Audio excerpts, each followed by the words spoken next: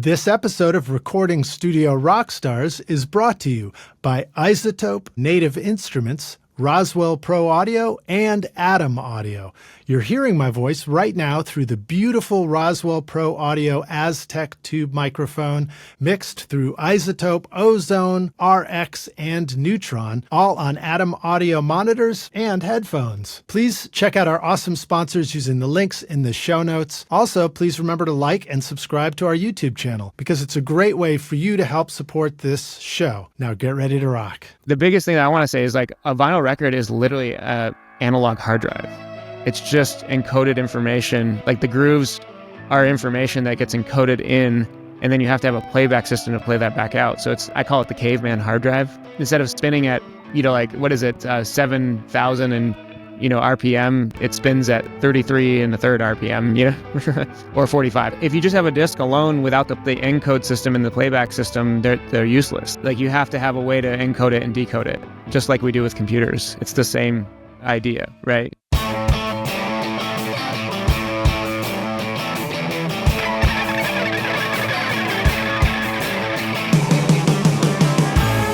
Welcome to Recording Studio Rockstars.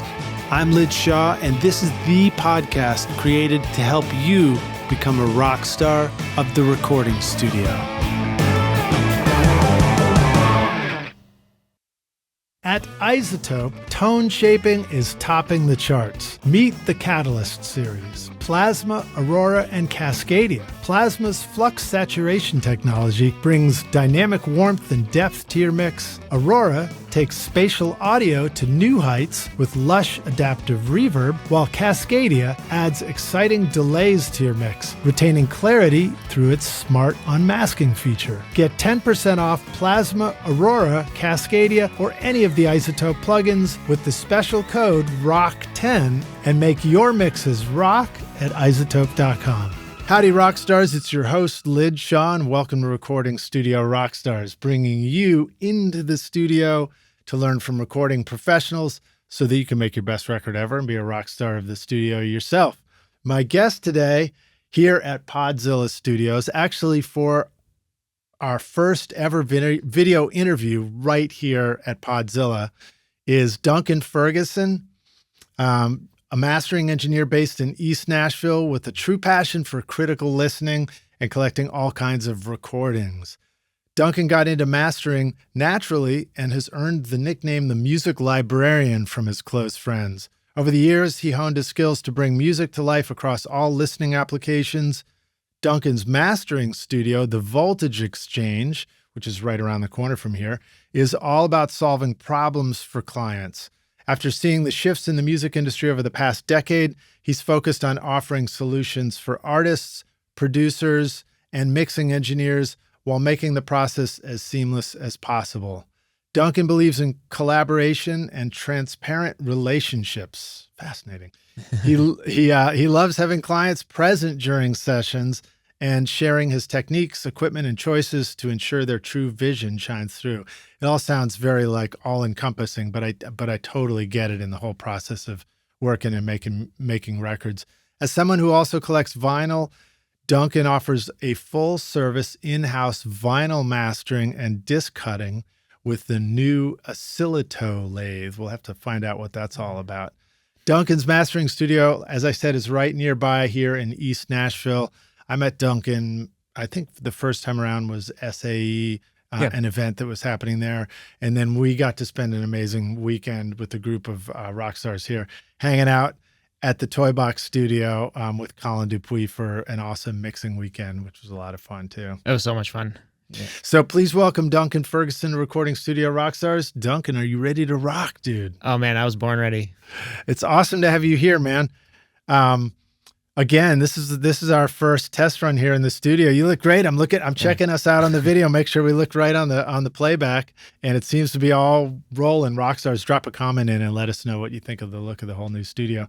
How have you been, dude? I think you just got off like a power weekend. I mean, this will show up later, so we don't have to get too granular on the date or something. But we just finished the. I just came off of the Welcome to 1979 Recording Summit, and that was my 7th year going. And they, Chris Mara and Yoli Mara at Welcome to 1979 put on this awesome weekend full of just industry professionals and other networking opportunities. You've been to a few, I think, right? Yeah, I've been to a few. I've been on some panels there too, and I've just gone and watched it. And there's something. So it's an event, Rockstars, that takes place at Welcome to 1979 studio here in Nashville, and they will annually in the month of November host a weekend with a group of panelists in different rooms. They can set up, I guess there's 2 big rooms, plus there's a mastering room. So there might be a few different little panels or clinics going on, but it'll be up to 60 people. I think they limited it 60. Yeah. Yeah. You can sign up over the year, and it's just it's a weekend just full of awesome things. They do a live to disc recording on Friday night. And then there's there's some panels over the course of each day that you can choose to go to. It's kind of hard. It's kind of like being at Bonnaroo where you're like, I don't know what stage to choose, Right. Yeah, exactly. You're trying to figure out what to do next. Yeah. And then they do like a listening party on Saturday nights where they pick a record, you listen to the record, and then somebody who worked on the record extensively talks about their time, working on the record and tells how they made it. And all that. It's pretty. Yeah, that's a fun part. So that's the Saturday night one where it's like it's more of a listening party. You listen to the record, but then the producer or the engineer just tells the whole story of what it was like to make that record. Yeah. Which, I'll be honest, that's something I always thought would be really fun to do for the podcast here, but I was terrified of the copyright stuff where I'm like, I don't even want to mess with it to have a team of lawyers to clear the rights on something because it's published, because this is published. Chris goes out of his way to, to say like, I think his saying is don't tweet the deets, Yeah. Like it's like you're paying to be there and have the experience, and the experience stays there, and it allows that person to be able to talk about things transparently. Not in any weird way, but like they are able to talk about the experience and how they had to like problem solve to make the record. Yeah, totally. And they can do that openly without being worried about somebody posting it on social media or anything like that. And it's really, for us industry professionals, it's like really, we have either you're assimilating to something, an experience that you've had similar and they're talking about like very large records, or you're like, you learn something that you can bring home and use to try and get somebody's record across the finish line, Yeah. And similar to this podcast, I started it because I always loved all the stories you would hear in the control room, hanging out with people. And of course, when you're working with people and you're making records together, it can be a pretty intimate experience. So which means that, people really open up and you really start telling some stories and you hear some great behind the scenes stories. And you're absolutely right. For like a video podcast, for a live one, it's like you can only get so deep, at least until everybody's dead. Yeah. Something. And then all is revealed. Well, when I do attendance sessions too, I tell the artist a big thing about my whole thing is I say like, think of me like think of me like a lawyer. My dad's was an attorney, and when you're in my mastering space, the record's not out yet, so. And everything that's here is it's like you kind of have that confidentiality, like the lawyer, like that. I'm blanking on the term, but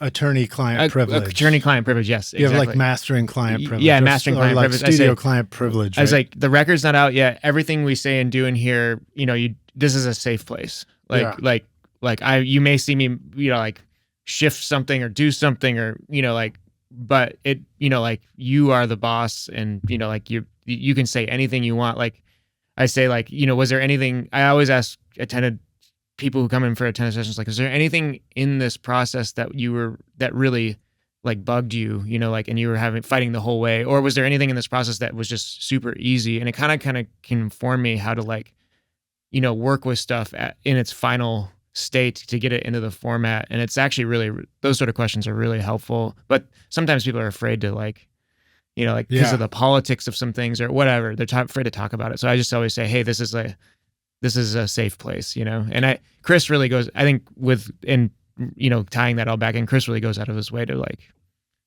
try to have the summit feel that way as well. This right now is not a safe place. It's just totally like, I'm just trying to trip us up the whole time. No, just kidding. Yeah. But but I agree with that. And I know that the process that you're describing of making a record with people, like your website, Yeah. the language you use, you really do focus on that kind of communication. You use the term safe space. Yeah. Just this concept of when you make music, there's like great music, at least I believe, and hopefully great music for any one of us who are making music is a process of being comfortable enough to be vulnerable and like open yourself up, because I think we create and communicate better emotional, creativity. We have better ideas when we can just really let ourselves through. And because of that, right, would you say that there's a tendency for people to be protective? Yeah, they're a bit guarded about like how they get perceived by the outside world, I think, and we as like people who are helping them create their vision have to be, have to be mindful of that, but then also help them communicate it too at the same time. So. And one of the things that is interesting to me too is this idea that there are all kinds of music creators out there. There's all kinds of artists and bands, and there's different styles. And, you can have, on the one hand, you could have an artist that comes in as like, I don't care about nothing. I don't care what people think of this, that, and the other thing. And that's totally appropriate for the music. It can be like bombastic and loud and like irreverent and impervious to criticism. But then on the other hand, you can have a style of music and an artist that is totally has a fragility to it, you know, that it could just like come apart really easily if it's done the wrong way. I think everybody's got to have a pretty tough skin to get out there in public and perform. Sure. But that's a different topic too.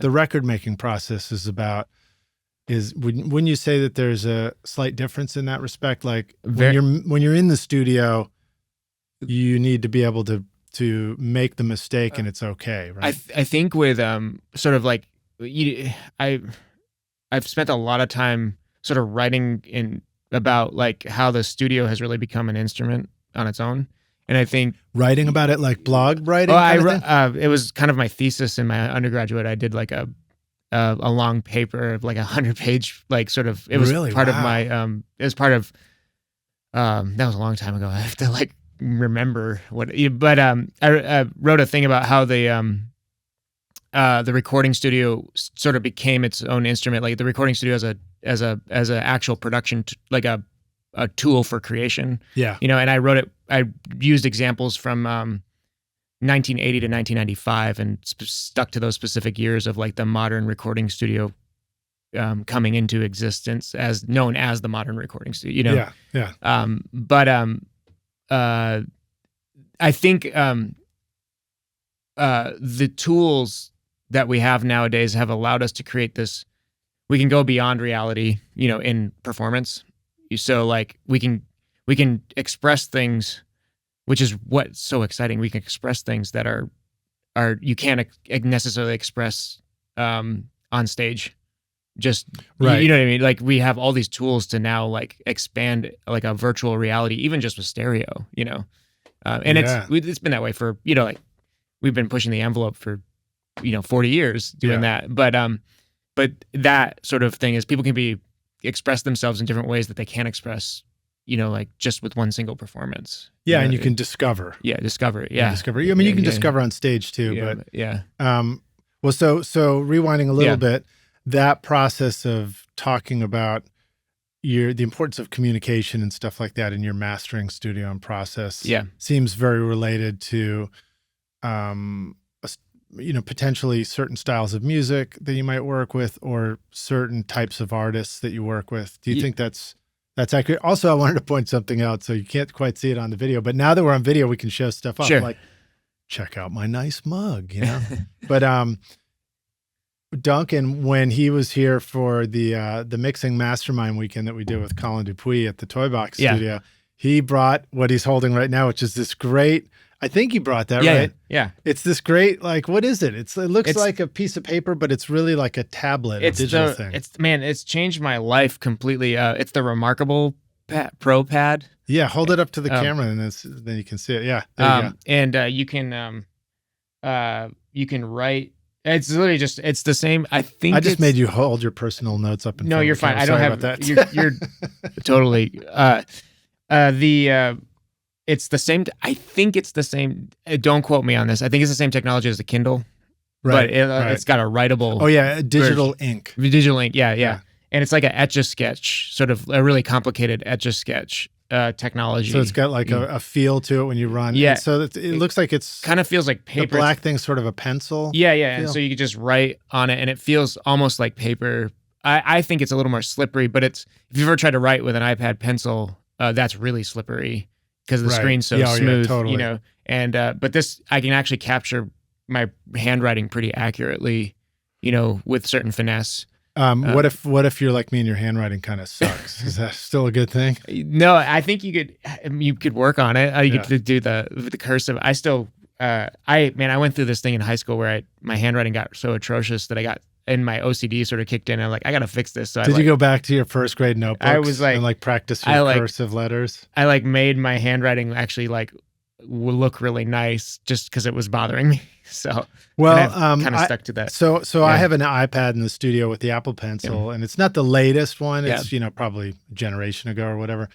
But I was doing an audiobook recently, and it was totally great for that. I had to follow along on a manuscript the whole time. Yeah. And then take these real-time notes during the entire reading for every time there was a stop and a do-over and all this, take numbers and all that. And it was really handy for that. But also occasionally I'm like, it's not working. It's like the Wi-Fi will stop or whatever Bluetooth thing that it's using.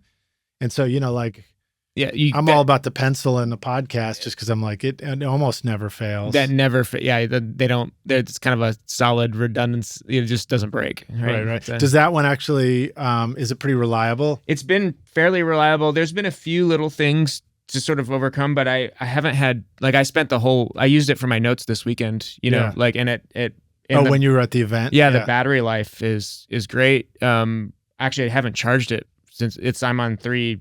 It's got those little 5. I haven't charged it yet, and I'm still like I got a half a battery left. So nice. It's pretty awesome. What it's really changed my life for is I really struggled personally, and this is maybe a personal thing. Maybe other people don't struggle with this, but using a digital calendar. This is a safe space. Okay. I struggle using a digital calendar, and when I put things in the calendar, my brain doesn't want to go back and look at it. Or there's some sort of disconnect. But when I write it down, I can remember, and then I have to go back and look, and it's just it causes me to be on top of that this sort of physical interaction causes me to be on top of it. So I used to, in a really nerdy way, I used to just carry 3-ring binders around with day pages. I used to do the day planner. That was back in the day before we had the phone version of everything. And anyway, so my doodles were much better when I had a day planner. I have no doodles in my iPhone. Totally, I got no doodles. And so now I upload you can upload PDFs to this, and then I just write over it. So this is like my day. I have like my studio logo. That looks cool. That looks cool. So by the way, if you want your camera to focus on it, you have to cover your eyes. Okay. It's very, very nerdy. There you go. Yeah. So I have my studio logo, and then I have a day to-do list where I write in, and then I have my week outlook, and I just write in what I want. Right. Just after I told you it's a safe space, I'm like, cover your face. Nah. So. Well, that's cool. Yeah. So let's riff on that for just a sec, because I think the rock stars will appreciate the challenge of organization, note taking, calendars and stuff like that. What do you want to say about operating your studio? So your studio is, I know we're just jumping right into stuff. Yeah, something about the video podcast makes me want to just get right to it. Let's go. Yeah. But the Voltage Exchange is your mastering studio. Yes. Beautiful, beautiful place. Lots to talk about that.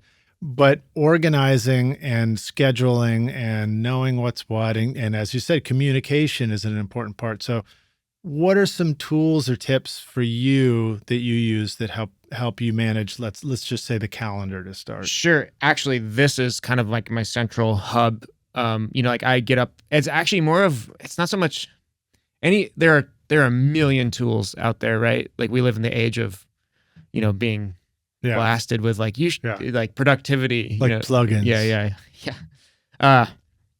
But just getting up in the morning and then writing out my day before I start. You know, like I'm an early riser, and I actually go into my studio really early while my ears are fresh and just knock out the audio stuff, and then I do my admin in the afternoon. That's a fascinating idea. You know, back when I built my studio and I had analog tape machines, I had this mixing console that did Hotel California that was designed by G. Parned. And when I acquired that, his widow, Carla Harned, messaged me and said, oh, by the way, I have Jeep's personal 2-track machine, and, you know, that comes with the deal. So if you want to come get it, you can come pick it up. So I did a 4-day drive out to Colorado, Durango, Colorado, from Nashville, with a minivan, and picked it up and spent a night. She generously let me just stay there for a night and, you know, pick it up and drive home the next day. And I got to see Jeep's grave was right there at the house with the gravestone that is made from an MCI 24 track. Oh my gosh. Steve Sadler actually sent there. What an amazing piece of history to have that all. It was amazing. I'm a history nerd, so I love that stuff. I absolutely love that stuff. So. Well, so Carla was just incredibly organized. I couldn't believe it. Like, it immediately struck me when I was in the house. Just even walking through the garage, I was like, wow. Every wall is like high wire shelves with clear storage bins on them that are all labeled. I'm like, this is like, I'm getting excited, you know? I have a little tech shop in the garage, and my tech shop is exactly that. I have to be that way because I just have all these like little, you know, especially with getting the lathe now, I have to do my own servicing, you know, so it's like resistors, like all the, you know, soldering iron, like all that stuff. So it's, Yeah, and I think maybe I saw that over your place too. It was a cool spot. Native Instruments introduces the new Complete 15 bundle featuring Contact 8, offering versatile synths, sampled instruments, and innovative effects. Perfect for creating everything from emotional scores to dance floor grooves. Contact 8 includes exciting new creative tools like chords and phrases for inspiration, the Leap tool for dynamic looping, and Conflux, a hybrid instrument blending organic and synth sounds. The Complete 15 bundle also includes updated Massive X and Guitar Rig 7 Pro and AI-enhanced Isotope Ozone 11. Use the code ROCK10 for 10% off at nativeinstruments.com. And I desperately need that because I have just so much stuff. You know, I have collectitis. But I wanted to finish this thought too. So with Carla, in the morning when I met her for, you know, coffee, orange juice, breakfast or whatever, I noticed like the table was set out, and then she had this little list of paper right next to her breakfast thing. And it just had a list of stuff she was going to do that day. And I was like, that was the first time I ever saw that. And I was like, wow, that's cool. That's like, you know exactly what you're going to be doing. You're up early, and it's like, there's my day. Yeah. That's literally the only, like, it's not anything special, not any, I mean, other than this, you know, like using a piece of technology to do it, but that's the key is just having, I call it I'm really nerdy. I'm a space nerd. Aerospace? Like, yeah, just like, I love the history of like, the NASA, NASA and all that. But we're so close to Huntsville, Alabama. Yeah, with the museum and all the I call this little template my flight plan for the morning, you know, for the day. So that's my flight plan. And so I make a flight plan almost exactly like you would make a flight plan as a pilot. It's labeled flight plan, you know, and it just makes me feel a little more like, oh, I'm doing something important, you know. Now, let me ask you this. How do you balance the flight plan you need to have today, you need to know it today about next Tuesday versus waking up Tuesday morning and making your flight plan? Correct. So like I have a today to-do list of like, and in the morning I kind of prioritize like, this has to be done today. And then if it doesn't, I have like a week outlook and like, oh, maybe I can move that to tomorrow, or I have these appointments. So I can kind of like look at the week outlook. And then kind of like, the cool thing about this technology is it doesn't get lost on a piece of paper I can like copy paste yesterday over to today. If I don't like, that's like been the game changer. So I don't have to like rewrite everything. And it's so, And even if you lost that whole thing, like Yeah. let's say you just left it here at the studio by accident, I was like, no, I didn't see anything. You could get another one and then you just log in. Yeah, there's an iPhone app that like everything syncs to the apps, and then it's like then there's a desktop app. And what was the most amazing thing is I was online teaching, which we'll probably talk about in a bit, but I drew something like a diagram of trying to explain like some room acoustic stuff.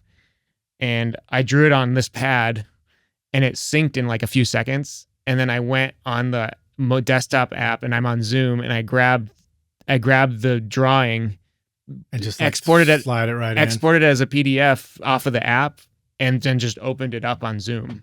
And like I did it in like 30 seconds. That's pretty after good. drawing. And it was like, whoa. And I did it like untested. Like I was like, I think I can do this. And I just did it. And I was like, oh my gosh. Like it was, So I'm going to beat that. Watch this. Yeah. Okay. I just drew a smiley face. Yeah. It's already live. It's already up. It's already live. It's like the analog. You probably couldn't see No. it. Yeah.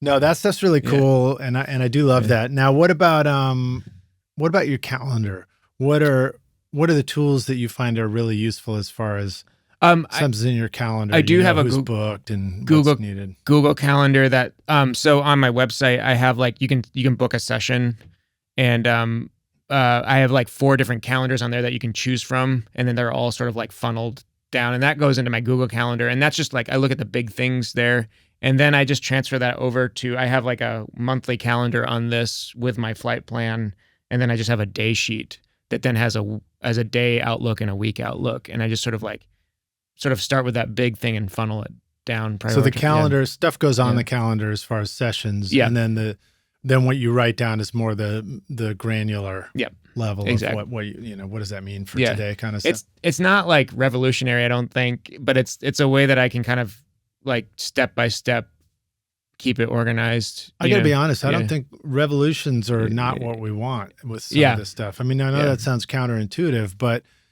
when I say that, what I'm referring to is this idea of like, when I go to use reliable tools for things like an email or a calendar, I kind of don't want the newest, latest thing because I don't know if it's going to be there next year. That is an amazing point. And that actually is what I've struggled with too, of like with a paper and pen, it's like, well, that's just always going to be there, but like, I've really struggled with like, I think my wife and we had like an app that remind us to do certain things around the house, and the app doesn't exist anymore. Right, and I've dealt with that too. Yeah. So like, some kind of special list app. Yeah, it's almost like, I mean, sometimes I'm like, whichever one is doing the most promotion, I'm like, I don't know if they're going to be there. Yeah. I don't know. That's probably not fair. Yeah. But but I've messed with all that stuff, and I find, so I use an app for calendar stuff called Fantastical. Okay. And it is pretty flexible. I think it's a company called FlexBits, but it's pretty flexible, and it works.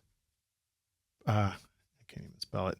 It works pretty great, but it'll collect calendars from different things. And the reason I got it and started using it a while ago on my iPhone was because you can just verbally say into the thing, like 5 a.m. Monday, do this thing, whatever. Oh, it's and it like kind of, you see all the things like go down into the different zones. So it automatically like populates it. Cause I would find that when I tried to use the built-in one on my phone, it wasn't fast enough. Yeah. I just need cause I'm in the car. Like somebody just called and they're like, yeah, let's do it next Tuesday at 7. You're like, if I don't put it in my phone right that second, it's a goner, and I'm going to blow that whole thing. I mean, the writing down is like, if I don't write it down this second, it's gone, and I can write down fast and I can like type, or find the app or all that, it's like, it's just there. Yeah. I'm really interested.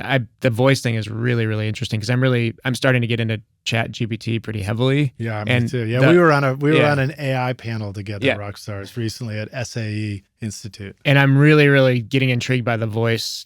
The mobile app has the voice thing now.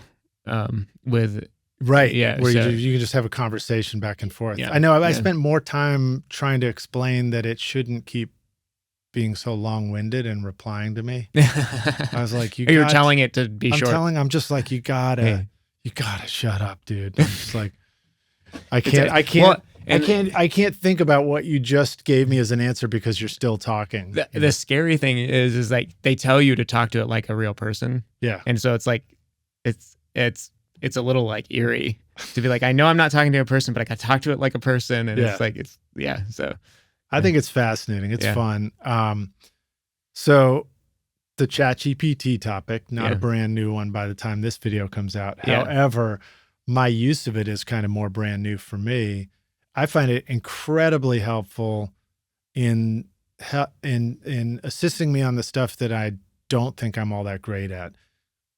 You may or may not notice that I've got reading glasses here. Yeah. So it's actually a challenge for me to write and read without it being kind of exhausting and easy for me to make mistakes. Yes. And so I've started doing things like I'll write an email or I'll try the voice to text and then I'll copy that, put it in ChatGPT and say like, I don't even have to ask anymore. I'm just paste it in. It's like, oh yeah, he wants me to clean it up again.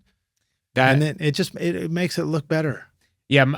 For some reason, like I'm moving so fast that my spelling is just absolutely horrendous. So that's like for 101, like email, like don't change the email, just, all that sort of, like just clean this up. Right? Yeah. So. All right. Well, this is not strictly a like how to be productive in your home business office podcast. We'll pivot from there. But good takeaways. Yeah. I like that writing down the list at the beginning of the day thing. That's a cool idea. It just clarifies the day, and you remember it. Yeah. So let's jump over to the voltage exchange. Sure. When we go to the website, we've actually got it up here on the. I'll try. You know what? At the risk of blowing it on the video, I'm going to try the screen share. Let's do it. What happens? Here. I'm with you. And hopefully I don't share the wrong one. So. Not that one, not that one, not that one, not that one. Anyway, I'll start describing your website while I'm figuring out where to find it. Is that home new? Maybe that's it. Yeah, that looks like that's it. Okay, great. So Rockstars, hopefully you can see, this is like what his website looks like right here for the voltage exchange. Gorgeous looking, really nice. You got a great photo, you organize stuff. It kind of... I have to get new photos. Those are starting to get keeping up with your own, like over the years. Oh yeah, especially when you look like me and you've got these crazy beards and long hair and stuff, and then you shave it all off, and people are like, "Wait, is that the same guy?" But like here, you've got a couple of buttons on your website. Immediately it says "Book a session," "Send a message," and on Rockstars who are listening on the podcast, I'll explain everything we're looking at too. Sure.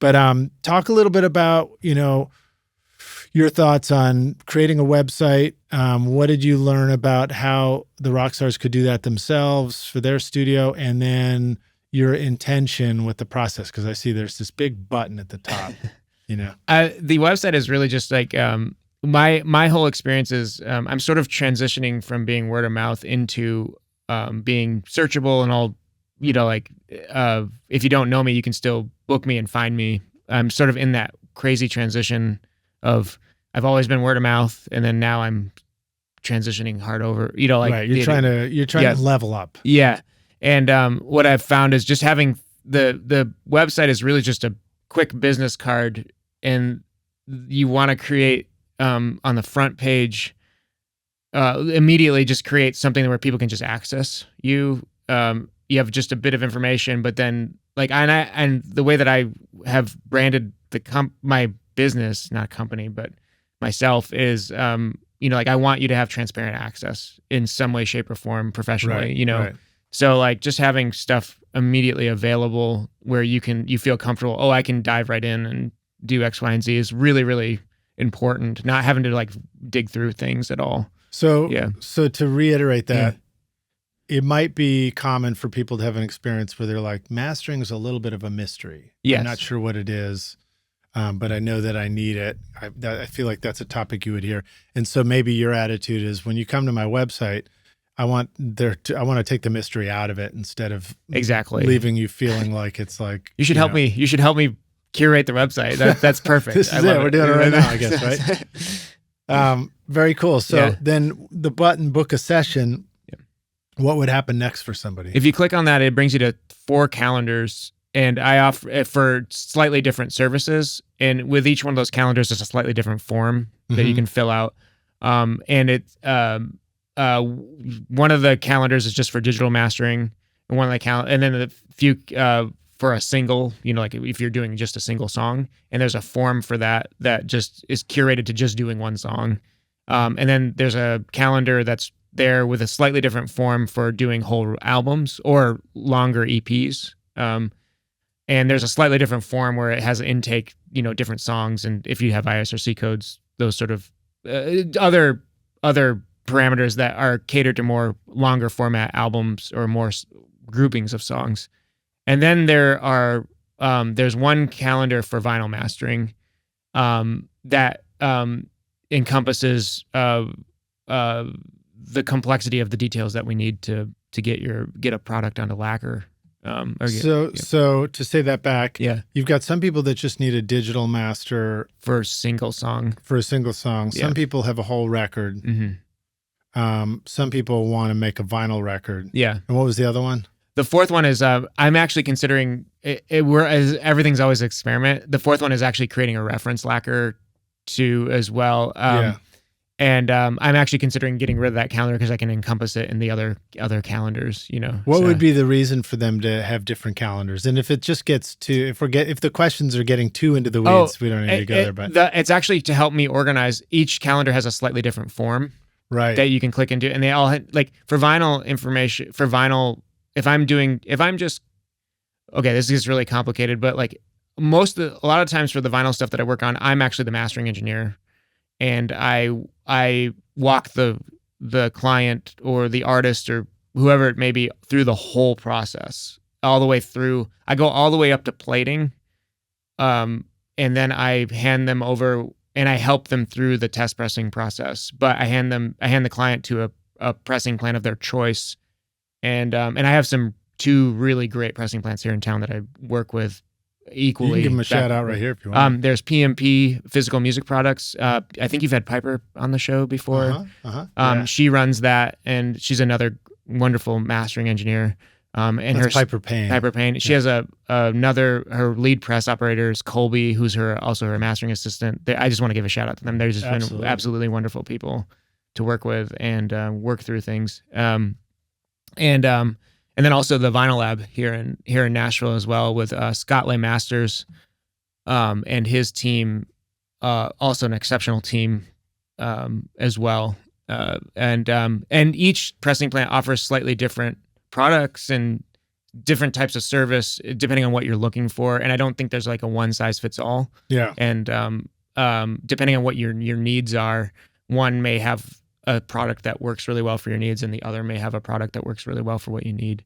Piper does a lot of really customized colors on their vinyl, so that would be the place to go if you're looking for if you just want to customize something deeply. Whereas the Vinyl Lab is they have other in terms of efficiency things that allow you to get through the if you just want to. I need X, Y, and Z, and I need it. They're really, really have some awesome systems set up. So it's a customized versus a system thing is. Yeah. Anyway, so yeah. Okay, cool. I hope that's helpful. I don't want to. They're both awesome. No, and this is great. This is great. Let's pick a real world scenario. Sure. So I have a record out called Skadoosh. Yes. It's my instrumental album. Yeah. It's all the music that I've put on this podcast now. Took me a while to actually release it as a record. The running joke for me is that we had over 2 million downloads of the podcast so far, and I'd put the music in it, but I hadn't released it. So I was like, okay, now that I'm double platinum, I might as well release the record. That's amazing. So I did that, which was a lot of fun, and we did a weekend here where, I had mixed it myself, but then we did a mastermind weekend here where a group came in and we went over to Sterling Sound and actually mastered the record with Ryan Smith and got to sit there, and he showed us how it was done. It was a lot of fun, and the record came out, sounds awesome. But next stage for me would be okay, I think I should do a vinyl copy of it and make that available for you, the rock stars. And so if I was to do that, what would that process look like? I'm showing up, I'm like, I've already mastered it as digital. Would we use that master? Would we start over? How does that stuff work? I can be as transparent. I don't create technically I don't create like a separate master for vinyl, but I do have a slightly separate one. Like I keep my, like if I'm making any EQ moves or compression moves or like the general sonics of the record, I keep the same, whatever goes up digitally and whatever goes on the vinyl sonically are as close as possible. So I believe in that one thing of one master fits all. Yeah. But to get stuff onto a lacquer is a little more trickier than just, making a digital file. So I actually have my vinyl masters don't have the heavy limiting that we do just to have things be loud for digital release. Right. So I have a process that I work on where I do all of the sonic shaping up to a certain point, and then just the loudness stuff is different between the two, because what people don't, I think if you're just not, people don't understand, like a lacquer is just, you're sort of in the tape world, right, where you're working at a 0 VU level and not at a 0 dBFS level. And those are right, drastically different scales. Right. So like disc level is centered around 0 VU, which in the real world, depending on what you're working with, is your minus 14 on a dBFS meter. Right. Right. So if you sent me a digitally loud file for me to cut, I have to turn it down 14, turn it down to minus 14 to even start. So, right. Yeah. Right. Are you recording your own music or other people's music in your studio, but you're having trouble figuring out how to get your mixes to sound great? Do they sound weak and distant or lack punch and clarity? Well, I've got a gift for you to help you take your mixes from sounding like basement demos to sounding a lot more like professional mixes. And it's my free course called Mix Master Bundle. This course will show you how to get pro-sounding mixes from your home studio with free and stock plugins and Pro Tools. And the best part is, these mixing techniques will work for you in any DAW, whether you're in Logic, Cubase, PreSonus Studio One, Reaper, or anything you can think of. Are you ready to make your best record ever? Then go to mixmasterbundle.com to get started for free now, and you can find the clickable link in the show notes of this episode.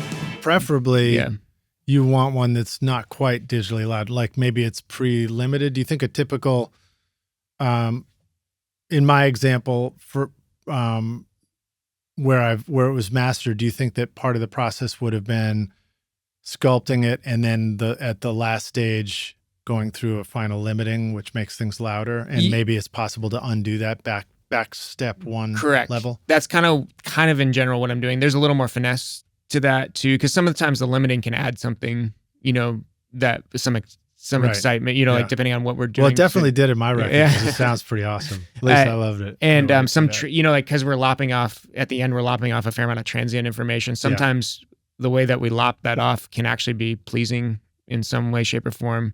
So it's sort of figuring out kind of what we're, what's going to work best, and how to get the vinyl and the digital to like resemble each other in some way, shape, or form. And so it's exactly that process in general is sort of what I'm finding out now. This is all, nothing is right and wrong, and my process may be different in 3 years as I experiment more. Well, I think that's an important part of what we do in making records is we just keep, iterating and evolving and trying to level up how we do stuff, I think that's what I enjoy about this too, is my job is sometimes so technical, but in the end, everything's subjective. Yeah. So let's see. So I or somebody who's already got something, they're like, "Ooh, I want to come make a vinyl record with you," would potentially have created a master for digital release. And if we were smart, in the same way that we might create a no vocal mix, if we were smart, we might actually create a no limited master. Yeah, that's and then essentially have that like in our back pocket. In the same way that when we turn in a mix to mastering, we might have a limited mix that we listen to, but then we do a no limit mix that goes to mastering. So there's a little more room to breathe. Correct. That's sort of what I've found is kind of now that the vinyl world is sort of like ramped up again. I've found that's becoming a common trend for the guys, for the people who are cutting lacquer, is that sort of workflow a little bit. Yeah. And now I say that I may get an email from a few lacquer cutters who are like, that's not at all what I do. Right. Yeah. Right. So, but yeah. Well, hopefully everybody's so I got apologize. their own style and Yeah. their own way of doing things. But that's something that I've found, and I found it in a few other situations that have been really helpful for me learning how to do this as well. And it just comes down to that the way that the cutter head works on a cutting lathe, it can't cut a square wave. Like it's just like magnetic tape, where like your current is all moving from 180 degrees up to 180 degrees down, and that's an arc, and a cutter head's designed to cut the arc, as opposed to cutting like just a squared off version of it. It's really difficult to because it's a. Can't you just get a better cutter head? It's a non-linear medium, so it's analog. It's smoother. It's difficult for us to cut really, really limited material well, and have it sound like the original material is in digital, and have it be enveloping and exciting. Yeah, I can cut heavy limited material that's square wave, but I gotta cut it in a way where it won't be exciting. Right. Right. So if something already is limited and has been mastered once, then what would you do? What if you couldn't go back and get the unlimited version? With my own stuff, and if I have a little bit of flexibility, and if it's coming from another mastering engineer, I'm working on this thing where I'm working with other mastering engineers that I know really well, and in town, a lot of them are in town. They're great colleagues, and I'm kind of working with them to be like to send me that sort of if it is. Because sometimes you can get stuff that's not limited and it's still limited because the mix engineer, right? Yeah. And so like I'll take their master and I'll look at it and say, okay, how do I match this? But how do I make it in a way that I can cut it easier? And so like I've been diving a lot into like expansion for like some ways to get transients back, right? To bring a little dynamic back into a recording. And there's this thing of like you can turn stuff down and re-EQ it, and you add it just by doing that alone, and you print it, you see like a transient come back, and it's like a hack, it's like a transient come back from that processing. Interesting. So, are there any particular tools that are really helpful when it comes to expanding stuff like that? Oh man, I'm transparent and I'll reveal everything. I've really been, we all know that, that an expander and a compressor are exactly the same thing. They just work in reverse of each other, right? You have an attack and a release, and you're just, and in theory, and this is how like Dolby noise reduction works, is in theory, this is what compansion is, and it's how all of our RF microphones work as well. You'd use what's called compansion, where you compress down the signal really, really heavily to try and get it over a radio wave, like with RF, and then you expand it out exactly the way it was compressed, to then get it back out to a usable audio signal. And that's like DBX and stuff. That's how noise reduction. Well, noise reduction is slightly different, but it the same idea, right? So in theory, what I was trying to get to is you can compress if you know the exact way you compress something. In theory, you can uncompress it with the exact same settings with expansion, and it'll be exactly the same thing. I just talked about that with Dave Durr on a previous interview. Oh, amazing. Well, I was talking about how excited I was to first discover the distressor. Yeah. And of course, I did what many people would do, which is just put it on whatever I wanted to be more exciting. And I had it on a snare drum, but I over-compressed the snare in the recording stage. And then when we were mixing with Steve Albini, he said, I think I can expand this back out to bring back some of the dynamic and punch of the snare. And that was the first time I'd ever experienced that. But that's essentially what he was doing, I think, is he was trying to like reverse engineer the compression I'd done. That's man, that's the guy to talk to about that stuff though. I've if you want to go way deep, that's amazing. Yeah. That's really cool. Yeah, it would have been. Well, so okay, cool. So expanding stuff to try and get a little bit more dynamic out of it. Yeah. And then bringing the level down. And now you can start.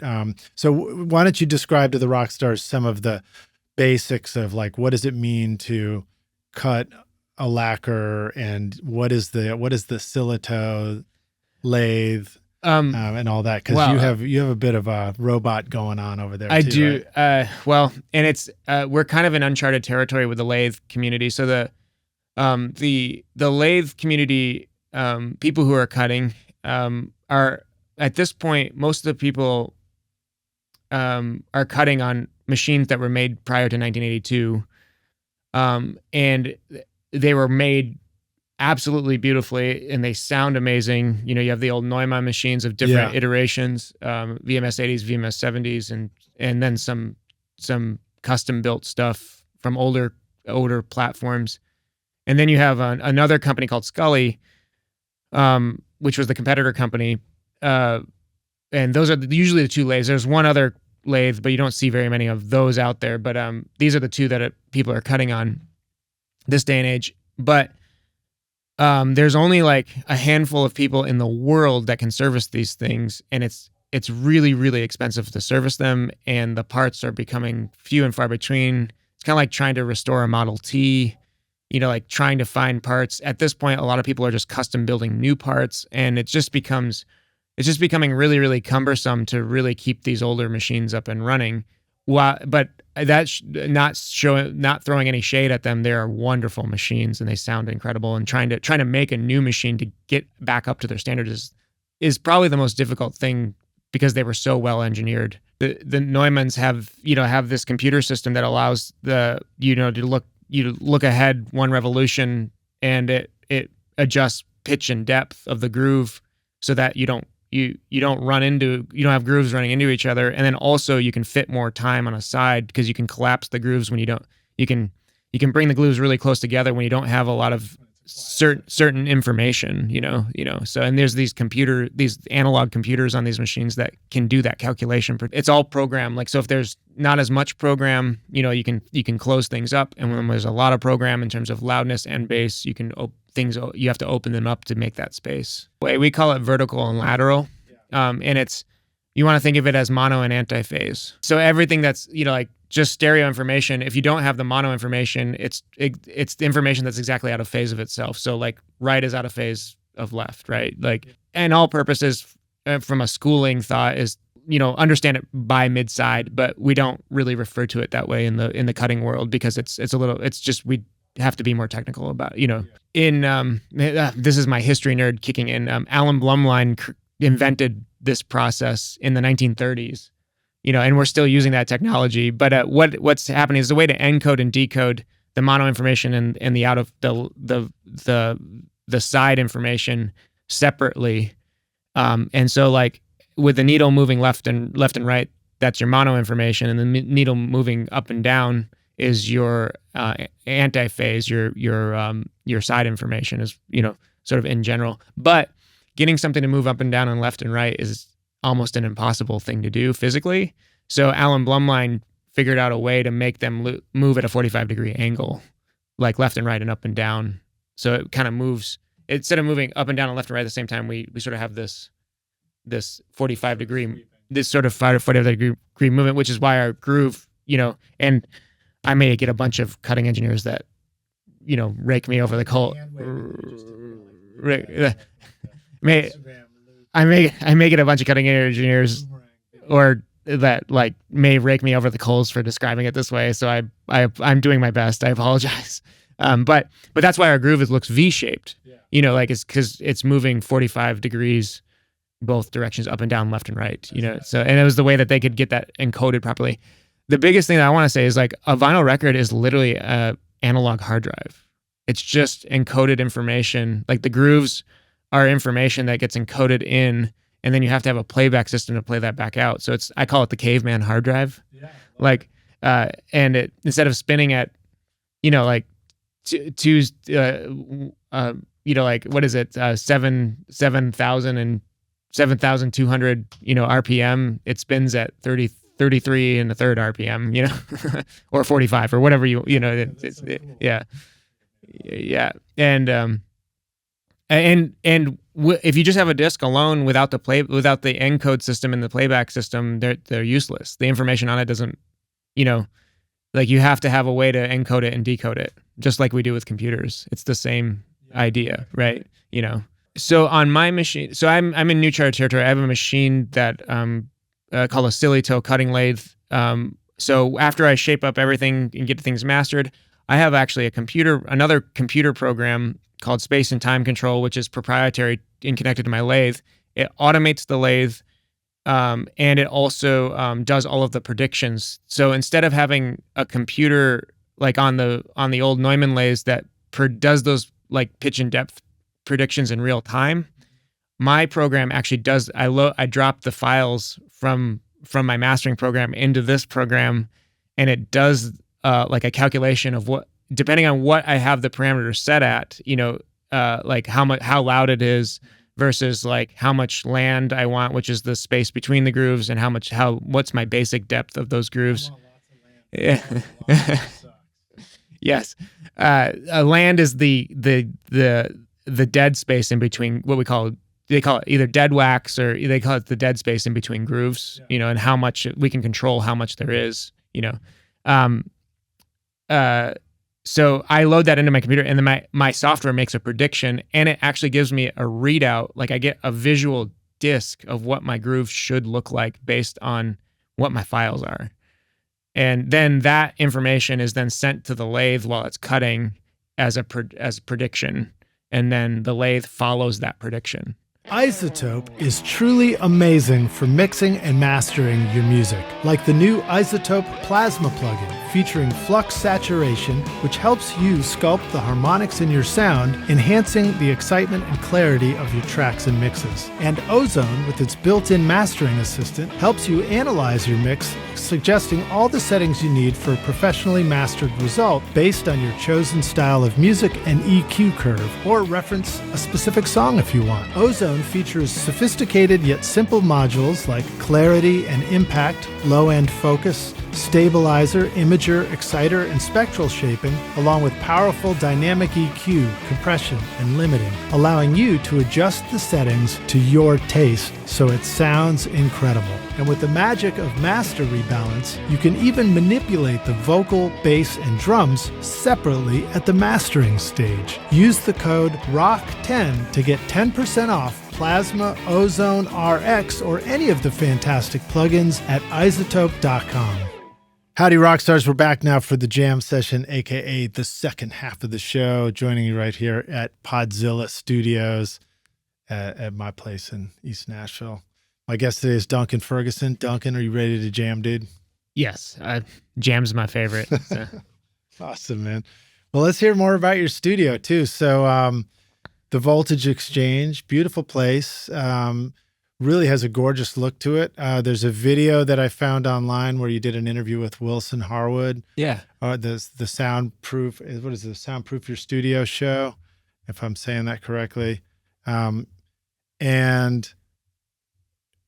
don't know. Did you work with Wilson to do that, or did he come over and sort of take a look at what you had done and you guys talked about it? Because he's helping people soundproof their studio. Like that's what he did. He's been a guest on the show too. Oh, yes. Great. Yeah. It was fun. He just wanted to come over and take a look and be like, what have you done? And kind of show off, like this is what other people are doing and thinking about. And that was really fun. Yeah. He's a cool dude. Well, so tell us a little bit about how you built and soundproofed your studio. One of the things, the quotes you in there, you said, I started with an empty shell and I smarted the room. Yeah. So what is smarting a room? It's Smart as a program. It's made by a company called Rational Acoustics, and it's really, really popular use in the live sound world for tuning large line array PA systems. And you can get all sorts of data analysis from RTA microphones, or putting up omnidirectional microphones, and just analyzing noise in your space, and you can see all sorts of data. You can see if you can see early reflections, you can see phase information. That it's really easy if you want to get really deep into it. It's a really easy way to see if you have any drivers out of phase.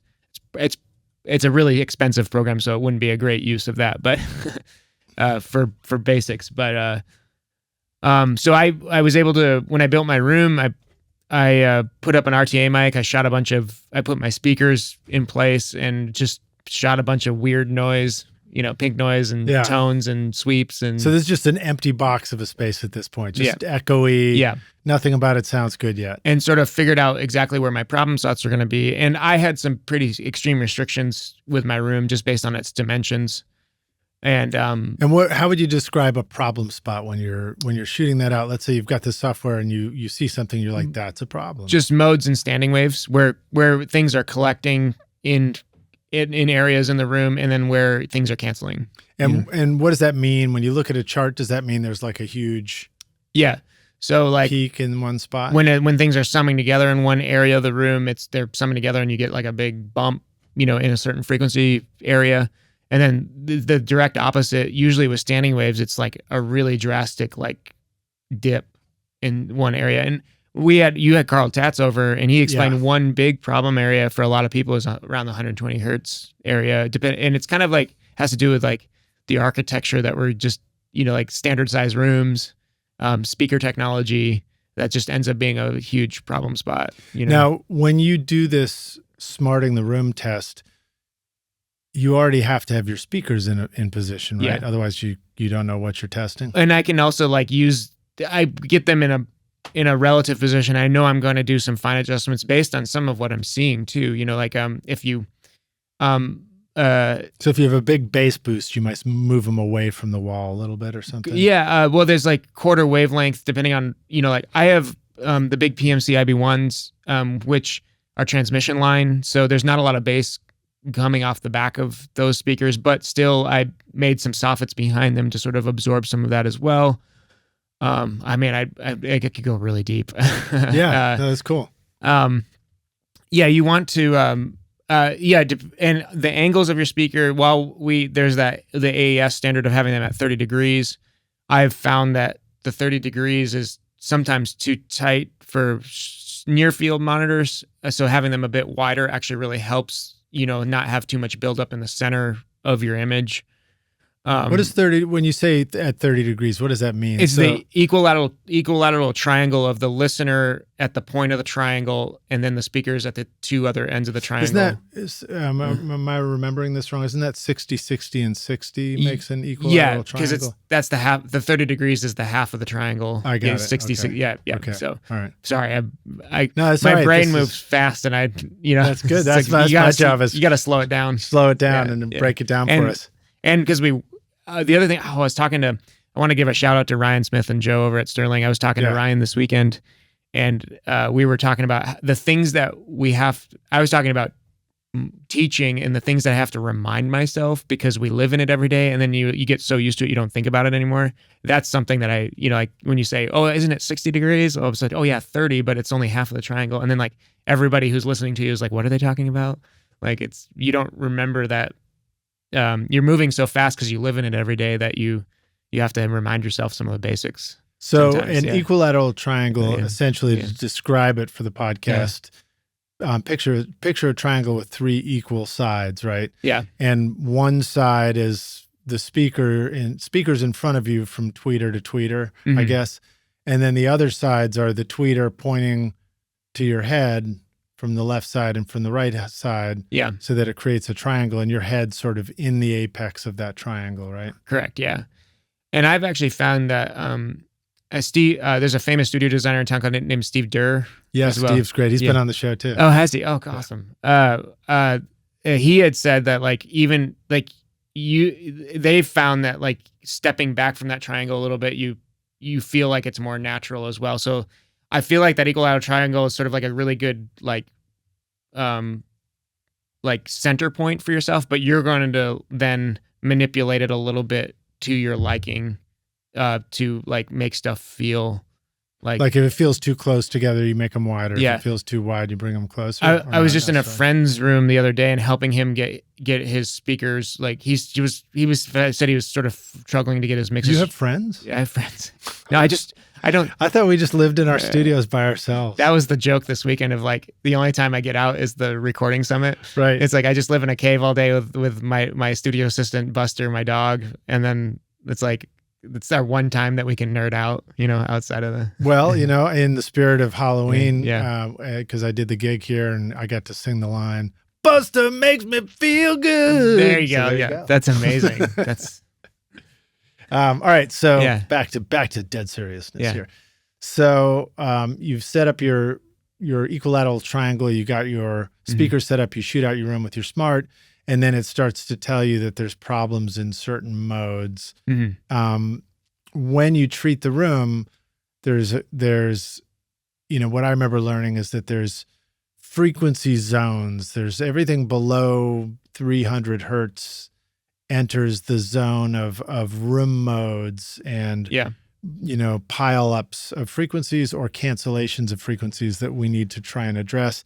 And then everything above 300 gets into sort of ray theory, which is like it sounds just bouncing around the walls into your ears. And so you're trying to address those things. Yeah, it's all early reflections kind of in the 30 millisecond to 60 millisecond range is sort of like what we perceive as early reflections. So that's like what you were talking about, what the frequency range, like 500 hertz and up, or, sort of that. And it's sort of like you address those different things with different sort of like low end.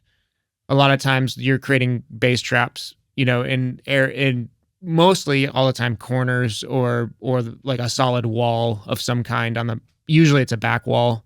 Or like you can have some soffits on your front wall is a typical design. And it's sort of subjective. There's no right way to do it. They just have all these little techniques of trying to like problem solve like a chess game. Right. So it's like the reflection stuff is you think about sound going from the source of the speaker and trying to get to your ear, but then you think, okay, but it can also go from the speaker and bounce off the wall and then reach my ear. And so now you've got a slight delay on it and it's adding together. Yeah. And so in those cases, you can think about, well, I should put a treatment where it's going to bounce off the wall. And so it doesn't bounce off the wall, right? It's kind of like basic thinking like that. But then when you think about the lower frequency stuff and you think about those room modes and a bass trap, the sound moving about the room is not as relevant anymore, right? Correct. It's like it's more like there's low end in the room everywhere, even though that's not entirely accurate. Yeah. There's low end in the room, and so we're going to try and soak it up rather than thinking about it bouncing off something. But it really is bouncing off. It's like the low end accumulates on the wall surfaces and the floor and the ceiling, right? Yeah, and it sums together in certain places and cancels in other places as it's, and depending on the frequency. Yeah, right? and this is where this gets mind-boggling. And this is what really helped me was like diving into the live sound world and tuning these giant line array PAs and understanding, like, we used to do subwoofer arrays where we would position subs, to then actually create a beam, or cancel beams, or like you could create a cardioid pattern with subs, and cancel out everything that's blowing back to the stage, so the musicians don't get hit with a ton of low end off the back of the subs. Wow. There's all sorts of things you can do to control that. And what really hit me hard when I was learning how to do all that was that no frequency is created equal. So like if you're trying to think about like, I would focus in on like, I got to think about 80 hertz. So if I do this one thing, I'll do that. But then 70 hertz is now doing a completely different thing. Like it's like a waterbed. You're trying to like, you're like, we think of things as singularity. I think when you start off as an audio student, or you think of things singular, like, I hear 3K, but what is 3.5K doing? Or what is right. 2? Yeah. Like we can't encompass everything in our head, but what's happening in rooms is like, it's this gradient of all these things. So like if you have a problem in one area, you're going to have something else in another area, but you can't focus on one singular thing. You have to figure out this sort of overarching. Right. So you don't see the problem right at one spike frequency and then say, okay, I'm only addressing that. You just think about it in a general. Yeah. Wider. It's like a wide band EQ is the way you treat things. Yeah. Yeah. You sort of have to like we tend to start to think singularity, but in reality, there's just a whole lot of things happening, and they're all dominoes that are connected to each other. Yeah. And well, it's interesting to think about studios and spaces as instruments too. It's like there's a resonance to it all. And that's what makes it sound interesting. If you just move your speakers outside and put them on two stands and listen to them outside, you would have none of these problems. Yeah. But it might not sound interesting. Well, they would sound, you'd measure them and it'd sound great. And then you'd listen to them and be like, this isn't interesting. Right. Right. Like, because we're used to hearing it's a free field spaces. Yeah. And that's fascinating too, because I wonder if it's just, I mean, so much of our experience is how we programmed our brain to understand things. Yeah. And I wonder if, if you just grew up to listening to music outside on speakers all the time, maybe we would have made different music and had a different understanding of what sounds good to us. Yeah. It's totally fascinating. All right. Well, so let's so now you figured out your studio and you figured out where the speakers were going to go and you did some treatments, but you also made it look really great. So talk a little bit about some of the aesthetic choices that you made that sort of make your space feel beautiful. I had been in over the course of my career, I've been in some really wonderful spaces, and I noticed early on, and also the live sound company that I worked for, there was a business philosophy that if you present yourself in a cleanly, nice way, it really goes a long way. And while you may have especially when you're doing a video podcast. Yeah. Right? We, like we always were, I almost felt like the live sound company I was looking for, we always had to like repaint our cases, like as stuff on the road gets banged up a lot. And we a lot of clients would come to that company because we were the clean looking company. We didn't look like a rock and roll tour that had just finished. Right, there's not peeled console tape on every case. And I kind of took all that, and then all of my favorite studio spaces that I had been in, worked in prior to that, like with, I come from the classical world too, so it's, that just kind of goes a long way, aside from your own skill set, and people feel more comfortable in those spaces. And I just wanted to design a space that felt that way. Well, I would say listening to your discography and Rockstars, we have a playlist of Duncan's work, which you can check out. It's going to be in the show notes. You can just click right through and go listen to some of his records. But they sound great, and there is a quality of attention to detail in them that I picked up on right away. There's a sonic consistency to low end and width and the EQ and all that's really nice. And then there's also just like they sound cleaned up. They don't sound like there's a mess in there. It's not a I don't know. Have you had a chance to do any punk rock kind of stuff too? I just cut something for Piper that was like full on like punk rock, and that was really fun. Yeah. But I didn't master that. I just cut it. So. Oh, okay, cool. But it's fun to, I've worked on a lot of, it's fun to like I love that intersection of lo-fi meets hi-fi, sort of, I think the Black Keys Brothers album was an amazing example of that. Yeah. It was really, really fun, and it's really, really well presented, but then there are these lo-fi elements that so I work on a lot of things like that, sort of like from DIY artists, So I lost the train. Remind me the exact we were just talking about punk rock records. We're also talking about like audio that sounds really cleaned up or whatever. I think some of my favorite records are like you work really hard to make things dirty or like have an energy and vibe, and then as a mastering engineer I can take that and put it in a really nice palette, and you can digest it like in a way that that feels feels consumable. I don't know, that's sort of the way that I kind of look at that lo-fi and hi-fi energy. I come from the classical world, and I did a lot of jazz sessions as well in my undergraduate and graduate work, and so maybe that's just a voice that I'm just used to being. How we all can't help but put our subconsciously the reason why people hire you is for somewhat of a thing that you understand and can do to achieve a vision that they're thinking, right? Yeah. So I think, as much as I try as a mastering engineer, try to avoid having any sort of voice onto something, I work really hard not to.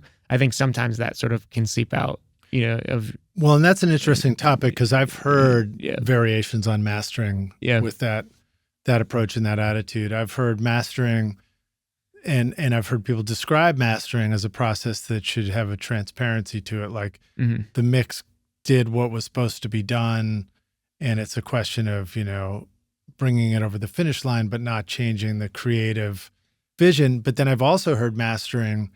I mean, Richard Dodd once, I heard a master that he did for, I can't remember if it was for one of the songs I mixed, but he threw a slapback onto it. Oh, amazing! And it sounded amazing. That's awesome. Sounded incredible. It was the right thing for the right. It was the right thing. Moment. Yeah. Yeah, and then recent stuff that we've been getting mastered with Chris Chamness.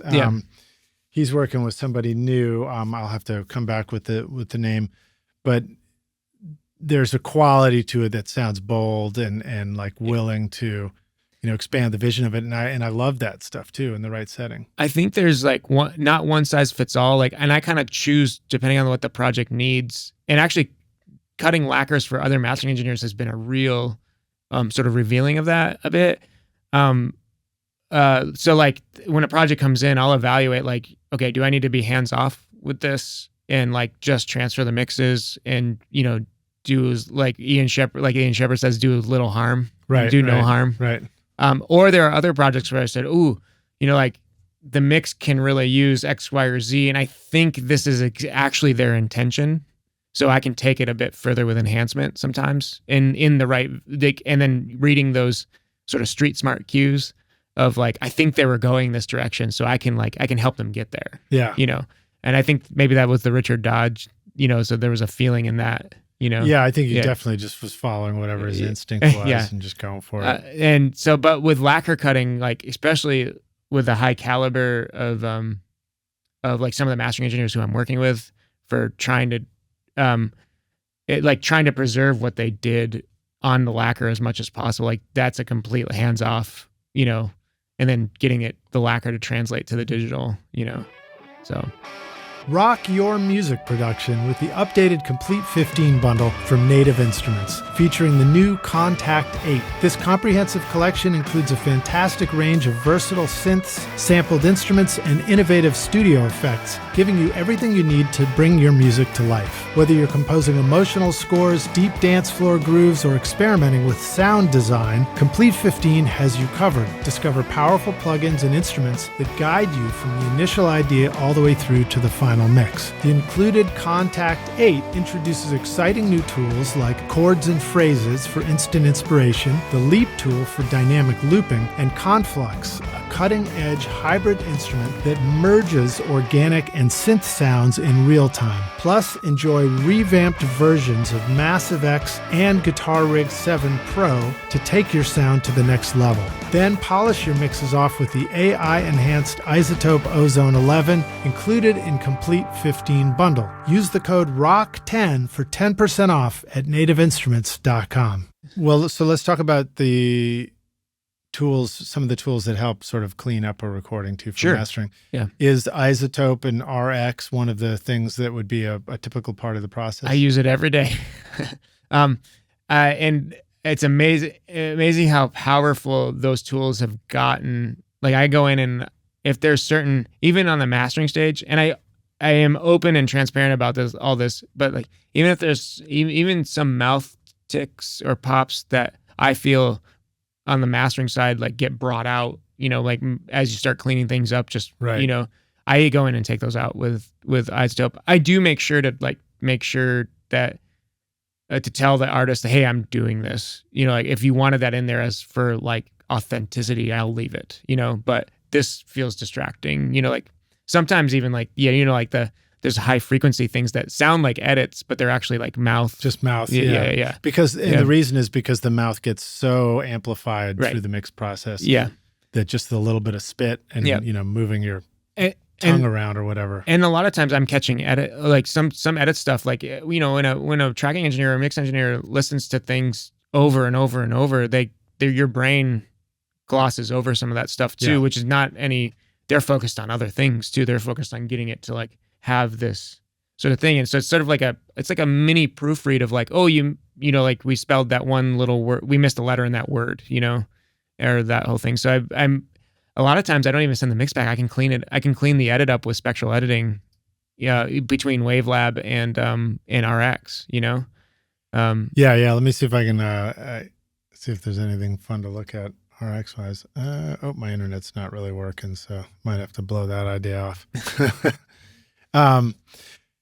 Well, so when you use RX in a mastering process, is it like the first move? Yeah. Or is it like later on after you've amplified things? I do it with my first listen simultaneously, trying to be efficient as I load it into the standalone RX first. And this is just my, I load it into RX first, and then I do an analysis.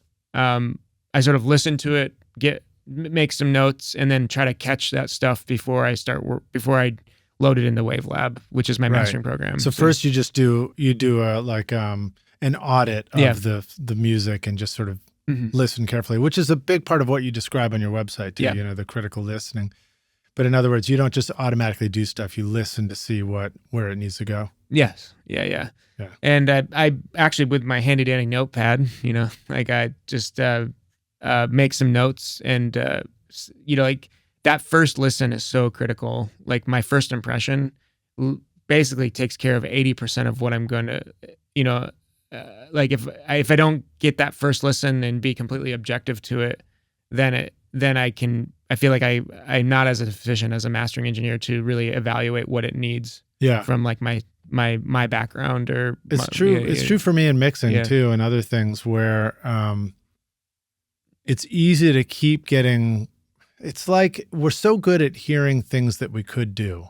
Yes. That as soon as we come up with an idea and it's presented to us, we just follow that path. It feels like, the equivalent would be like doom scrolling social media on your phone or something. You're like, oh, that's interesting. Oh, I'll click on that, Sure. And we fall into that trap in making music, whether we're recording or overdubbing or mixing or, sound checking a kick drum, even, at the early stages, or mastering at the last stage. So that process of just saying, I'm just going to sit down and passively listen and then make a note when I hear something that needs to be addressed. It gives us a little roadmap to then go in and just go do those things first. And I find that can be very powerful because, especially as you say, if we have the strength of a first impression in that moment, and we've taken notes, then we can just go address those things that we thought we needed. Sometimes the things that we address, I go address them and I come back and I'm like, well, that's not better. I still don't like it or something. But a lot of times it really can do a cool thing. Yeah. And it really does help us cross the finish line too efficiently. Otherwise we just get pulled endlessly towards new things. Yes. Yeah. It's actually kind of like the note taking that I was talking about earlier, where like I'm laying out my day. I'm doing that with a song or a recording, It's just laying out exactly what I think needs to be addressed. The biggest thing is to like, like the biggest things that we can do is what we don't do, right? Like it's like in the music, like when somebody's writing a song or making a recording, it's like sometimes the best, it's almost like what's in between the notes as opposed to the notes themselves. So like in mastering, I found that actually reigns true. Like some of the biggest things that I can do is not do certain things at all, and it kind of lets the mix breathe through. And then if I make I think it's all about making the exact right decisions that it needs. And that can get really, really complicated. Like how do I do as little as possible, but do what it needs? And that's like the $1 million question. Yeah, really. Do you find, so when you're mixing, making a change to one thing that you think you're getting right can actually affect something else and cause the other thing to start to feel wrong. Is that similar in the mastering process? It's even more similar. Like It's even more deeper. Cause like if I feel like something has an issue, and I say, oh, I'm going to correct for this. The snare drum is just poking through too much and sort of hitting me in the wrong way. But the snare drum's in the center and the vocal's in the center. If I change a frequency in the snare drum, there is a huge likely chance that frequency is going to overlap in the vocal, So like if I pull that down, then I'm changing something in the vocal. So I think it's even more like 100 times more in mastering because we're just dealing with a 2-track, right? Or the sum down mix, and we're changing things within that.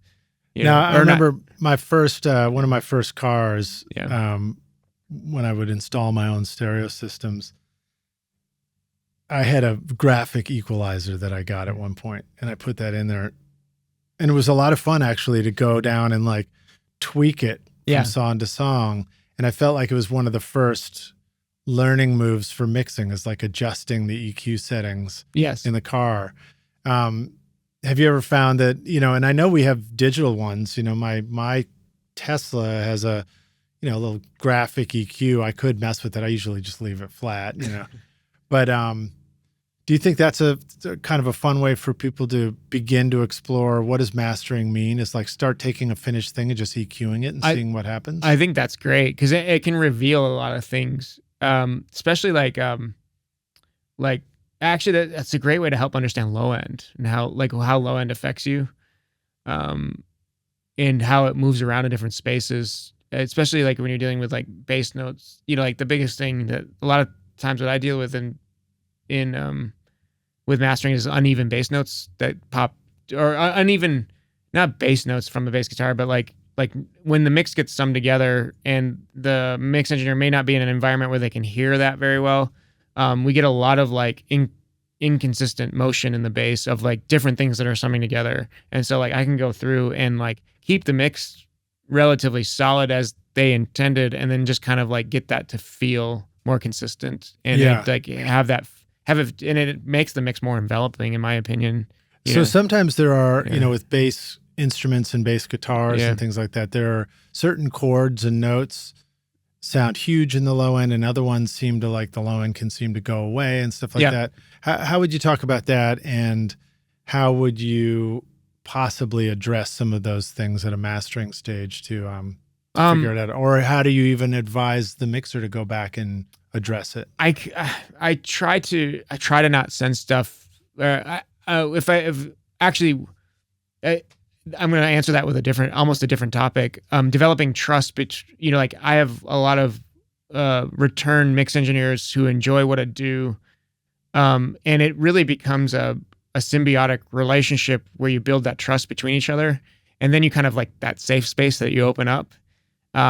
You can really talk about, hey, when I do this, how do you feel about that? And then the mix engineer will be like, when I do this, how does this translate? And then you kind of go back and forth. And that's having a client in the room with you? Or a mix engineer who we can communicate over email or phone, like who send me stuff a lot. Like I get like something from them once a month, or, or just a few albums over the year. Like you can really develop a relationship where it's not so much like the ideas that I have. It's like, oh, I'm hearing this. And then the mix engineer's like, well, I did this. And then I said, well, if I do this, does that help this? You're sort of working as a team back and forth, and you're doing that for the artist. And I think that's why the artist picks that, like in a weird way, it's like sort of the artist picks the team, and then you guys got to like, actually, I think what a lot of things get missed in the music industry with production teams is they don't work together. Yeah. And it's like, I've really worked really hard to say, hey, this isn't my record. Like I'm a service and I'm your team member, and we all got to like have some sort of connection to get this, like all my favorite records are these giant teams, Yeah. Yeah. Like, so I didn't mean to steer us off topic there. I didn't know we were off topic. Okay. It felt pretty on topic to me. Okay. But when I think about the team thing too, I think about what it's like to be somebody turning over music for somebody to mix, or turning it over for somebody to master. Sure. Probably the same feeling for somebody who just comes in and sings, and they're turning over their voice to the recording engineer and the producer in the studio, or somebody overdubbing a guitar part and then saying, and then they hear it back through the speakers, or like the drummer comes in and plays a drum part and then here's how do the drums play back. There's a level of trust and letting go that is part of the whole process. Right. Yeah. And with that is often, it's very easy to just have an accompanying sense of self-doubt, So like you turn over a finished mix to a mastering engineer, and then it comes back, and you might hear things that don't hit you right or do or don't or whatever. And then Second you're guess, like, yeah. and then you're like in this state of like, oh gosh, I don't even say gosh. Oh God, did I screw it up? You Yeah. know? Okay. Sometimes I say gosh, but you know, you're wondering like, did I screw it up or is this the mastering thing that's doing it? And you're immediately in a sense of potential self-doubt. And so that's where like that ability to communicate and that ability to feel like you're on the same wavelength is so helpful. I've been in that situation in both directions. And that's why I've created just this open, safe environment to like, I don't want the mix engineer to feel that way. Also, Right. I want the mix engineer to be really excited about what they've done. And when I give it back to them and be like, wow, my mix feels like it's my mix, but man, we got this to a place that it needed to get to. Yeah. You know? And I mean, granted, we're not all the same. We're all like artists with different styles. So Sure. like, I don't think that we have to assume that whatever system we create is going to automatically be perfect for everybody. We have to also be ready for the fact that like, you know, I'll just use the example of like bringing in a singer to sing on a track. I mean, the voice is so personal. It's like you're going to bring in one singer and you might have the greatest communication in the world and they might do a fantastic job. But in the end, you're like, that's just not the voice we're looking for, you know? Yeah, it doesn't fit the situation or your feeling, I guess, right? Yeah, or an artist working with a producer or something. You might be like, you know what, I'm looking for a different kind of style. Same thing with a mixing engineer or a mastering engineer. Correct, yeah. But through that process, it's like, assume for a minute that there's a good chance this could be the right fit. It's that need for there to be a great process of feeling like we're on the same page. It's a great team. When we talk to each other, I feel like you understand me kind of thing. Yeah. So that you can get to that point of making the best version of the record that you're trying to make. Yeah. I couldn't agree with that 100%. I've tried to foster that environment. Wait, you couldn't agree with that 100%? I'm just messing with you. The English language is just so confusing. I know, that's why right? we listen, right? That's why we listen to speakers all day. It's like, oh man, it's like, there are phrases that I say when I'm like, why do I, like, where did that come from? Or it's right. Like, yeah. Oh, I was looking on Google. I'm like, what's the derivation of like some expression, you know? It's like, yeah, we use words that don't logically work in the situation, but it's the whole culture has moved it that direction. You know? Yeah. So, speaking of having to get up and use words a lot, one of the things you do is you also teach at SAE, right? Yes. Yeah. Tell us a little bit about that. What's SAE? What do you do over there? So I have a master's degree, which allows me to teach at the bachelor's courses at the level, which is part of their accreditation. And it's I teach I teach a few different classes, but the main thing that I was brought in to work on was the mastering class at SAE. So and SAE is they're a school here in Nashville that was a School of Audio Engineering.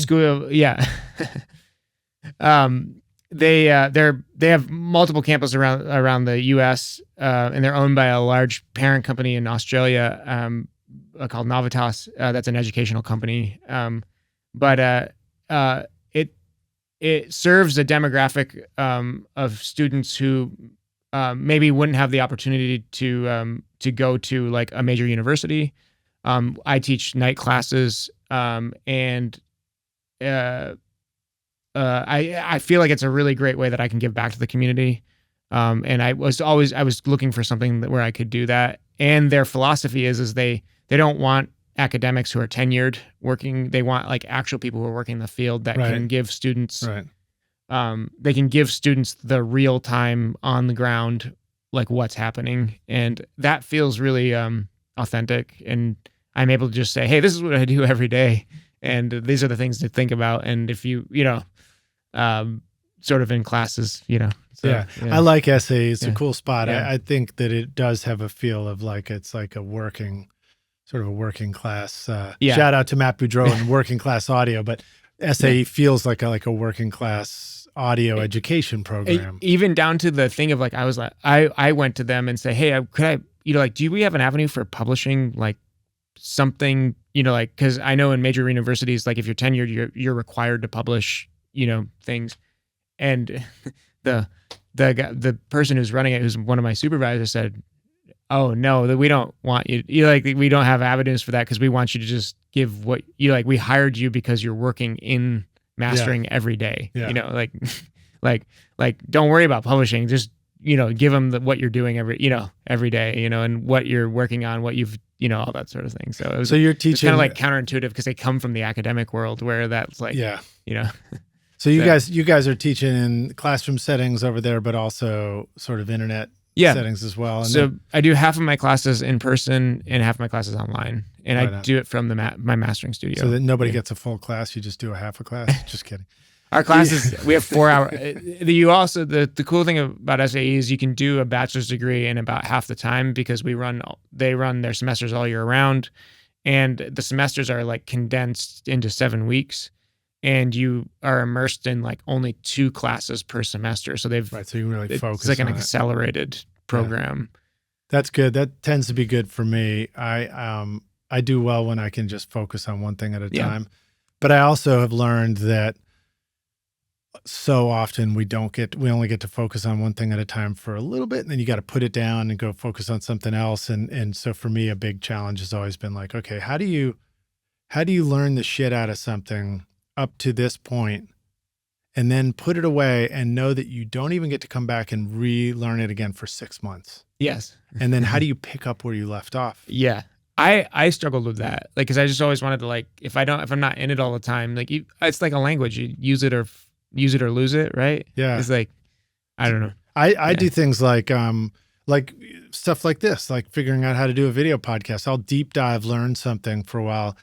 And then I try and at the point at which I got it figured out and I have to put it away and go focus on something else, I'll just do like a video walkthrough note to myself. I'll just take my phone and just like walk around, point at everything, explain it all to myself. Like I was saying, like, here's how you do this. Yeah. And here's why that, works or doesn't. And that kind of helps. But then the problem for me is then I'm like, where'd I put that video? Yes. Yeah. 6 months later. Yeah. No, it's, digital organization. Oh my gosh. Yeah. Like that's a whole nother topic. Well, and we did hit a little bit of that already, so that's good. But when you're teaching the mastering class at SAE, what do you find are some of the common questions that the students have about it? And, I think, and you find you're always having to answer over and over. I've developed, from what I've learned through teaching that class, is like the biggest thing is not so much like the nitty gritty technical detail. It's teaching people how to like develop their own critical listening, and that's why I put critical listening in sort of like my bio. Is what I got from my master's degree and studying with some of the people who I studied with is how to truly critical listen and then what critical listening actually is. And then how do you translate that over to like subjectively, the subjective art? How do I stay a mastering engineer and work on things technically, but then understand what's happening artistically? Yeah. And I feel like students come in and they're like, how do I do this? And then they say like, well, I could do how do I do all these technical things? And you look at what they're really asking.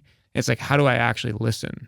Right. And so I kind of have taken, I have a system in these classes that I've developed myself that I sort of stole from my McGill background at McGill University, and then taken from some AES white papers of how to evaluation, how to evaluate recordings, and kind of sum that all together. Oh, and there's also another textbook from a guy named Jason Corey who runs the University of Michigan program.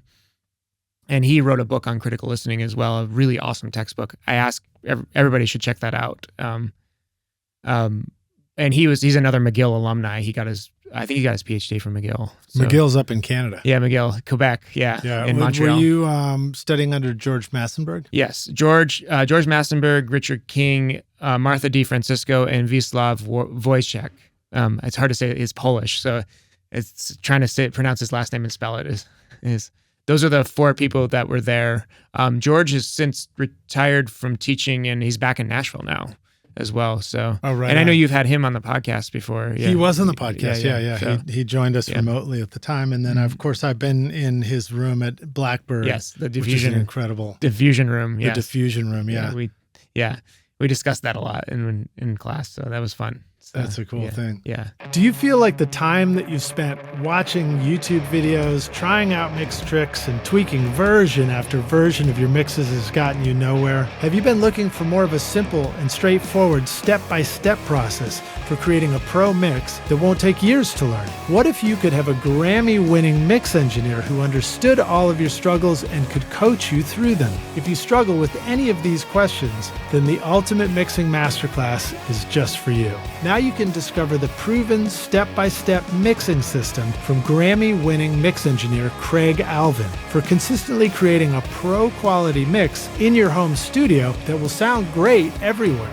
Listen to this quote from one of our students, David. That was absolutely the most helpful and informative block of information and mentoring on the mixing process that I have ever been a part of. That was like sitting behind a mix engineer for years, watching and picking up pro tips along the way, condensed into a 6 to 7 hour session. Look, I'm so confident that this will help you take your mixes to the next level, that if you can't get a killer mix in 30 days, I'll give you a refund, no questions asked. So if you're ready to take your mixes to Grammy-winning quality, then go to ultimatemixingmasterclass.com and start now by checking out the free preview of the Ultimate Snare Mixing Trick. And hopefully I'll see you in the front row of the Grammys.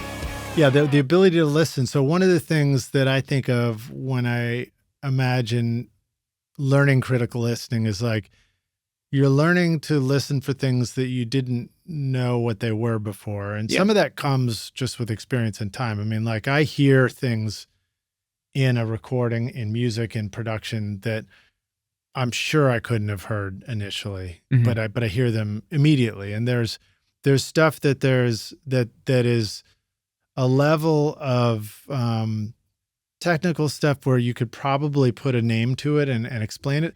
And then there's also stuff where you have like this internal gut meter that you know it's not right, you know, and that's probably the balance of like the tech side versus the personal creative side as well. But I imagine there's also, you know, do you find that there's a universal language that is useful in terms of critical listening and being able to describe what something needs? And then there's also like the importance of having a personal language for describing it. This is the topic where the students. This has like been my deepest topic of like being a mastering engineer. Sorry, it's really.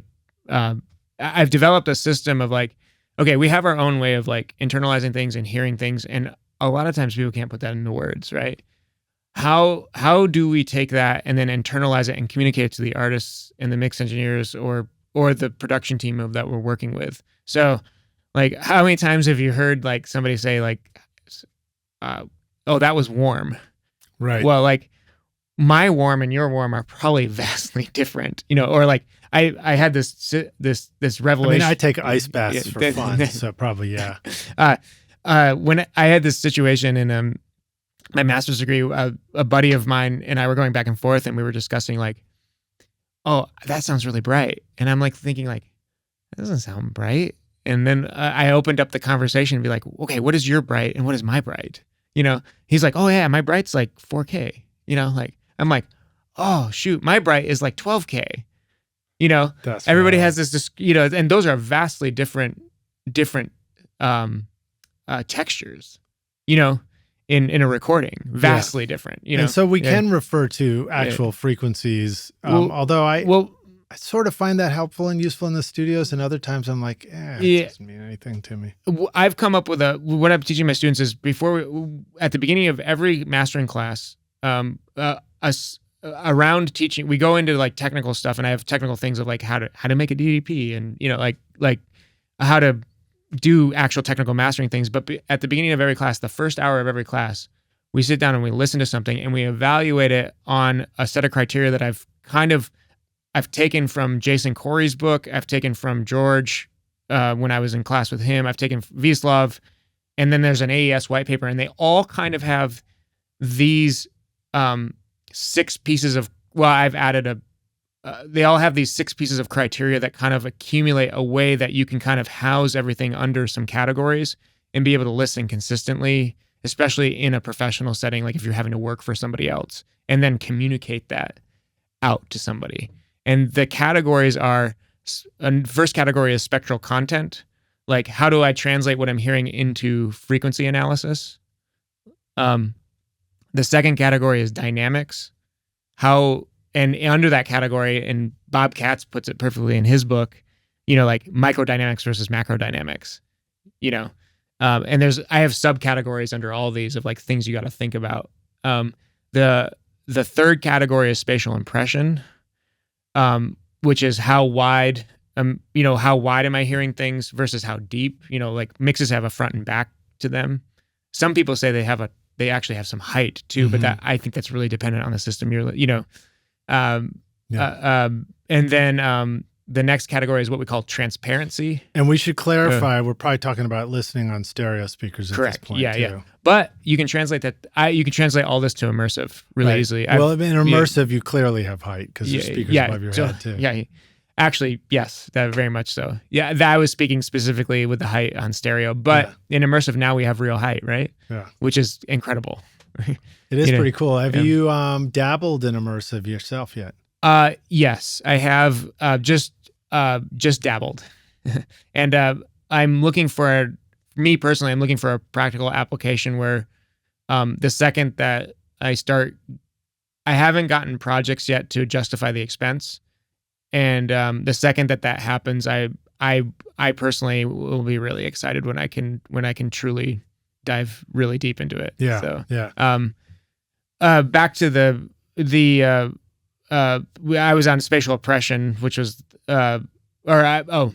once we talk about spatial impression, I dive into what's called transparency. When we're listening, do we hear a lot of processing on the recording that we're listening to, or does it feel really raw? Yeah. And there's kind of a transparency meter. Yeah. Like how transparent does it feel versus how processed it feels? And how transparent do we want it? Sometimes we want it transparent. Sometimes we want it processed. Yeah. Well, and then it kind of can, the whole thing, the list of things that I'm giving you right here is a way to reverse engineer a recording from like the way that I've found a way to, like, when I'm working on something and I get a mix that I feel is not transparent, there's a lot of processing on it, I'm probably going to choose a route or some processing on it, or where I'm not going to be doing very much to it because I don't want to bog it down with other processing on top of processing. Seems to be, you know what I mean?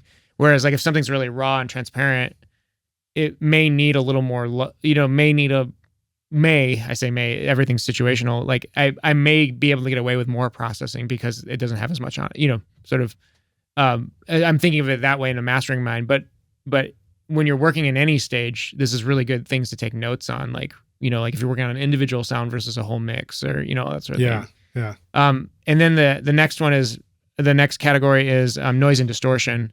And now that falls into, there can be an artistic noise and distortion, or there can be like technical problems, and being able to listen for technical problems and decide whether a technical problem, whether something is artistically done in a way that, or it's an actual technical problem that you need to change, Right. Sometimes you just can't, sometimes you hear problems and there's just nothing you can do about it. Yeah. And that's frustrating because you're just like. And then the last thing, the gut thing that you're talking about that we can't describe, I stole this from the AES white paper, but I kind of like changed it a little bit, is like, what's your gut feeling? Like what, all those things, that list of things combined, what are you getting? Like what is emotionally, what are all those things triggering in you emotionally? And I think that's really, really important at the end of like, what does it all boil down to? Right. Because that's the only experience anybody's actually going to have. Correct. When it's done. Yeah. But those categories are a way that we can, like, as a industry professional, I can turn around to an artist and say, hey, I'm feeling this, and this is a way that I can technically describe it to you without telling you that some vague terminology that's like, this is warm, or this is bright, or this is like, and it, or where I can talk to another mix engineer and say, hey, like in this category, I'm dealing it with this way, and so I'm sort of trying to impart on the students that, like, having a consistent way to critically listen and evaluate a recording in a way that you can translate that out universally. Yeah. I find that's useful too in the production process in the studio, where I'm like working with an artist and I hear something, I hear the tag's too long, or I hear that the bass, something doesn't go away and come back in, it doesn't leave a space, or, the bass is playing up high on the neck instead of low in the neck, all kinds of things like that. Or vocals, there's a harmony or there's a double or there isn't in a moment.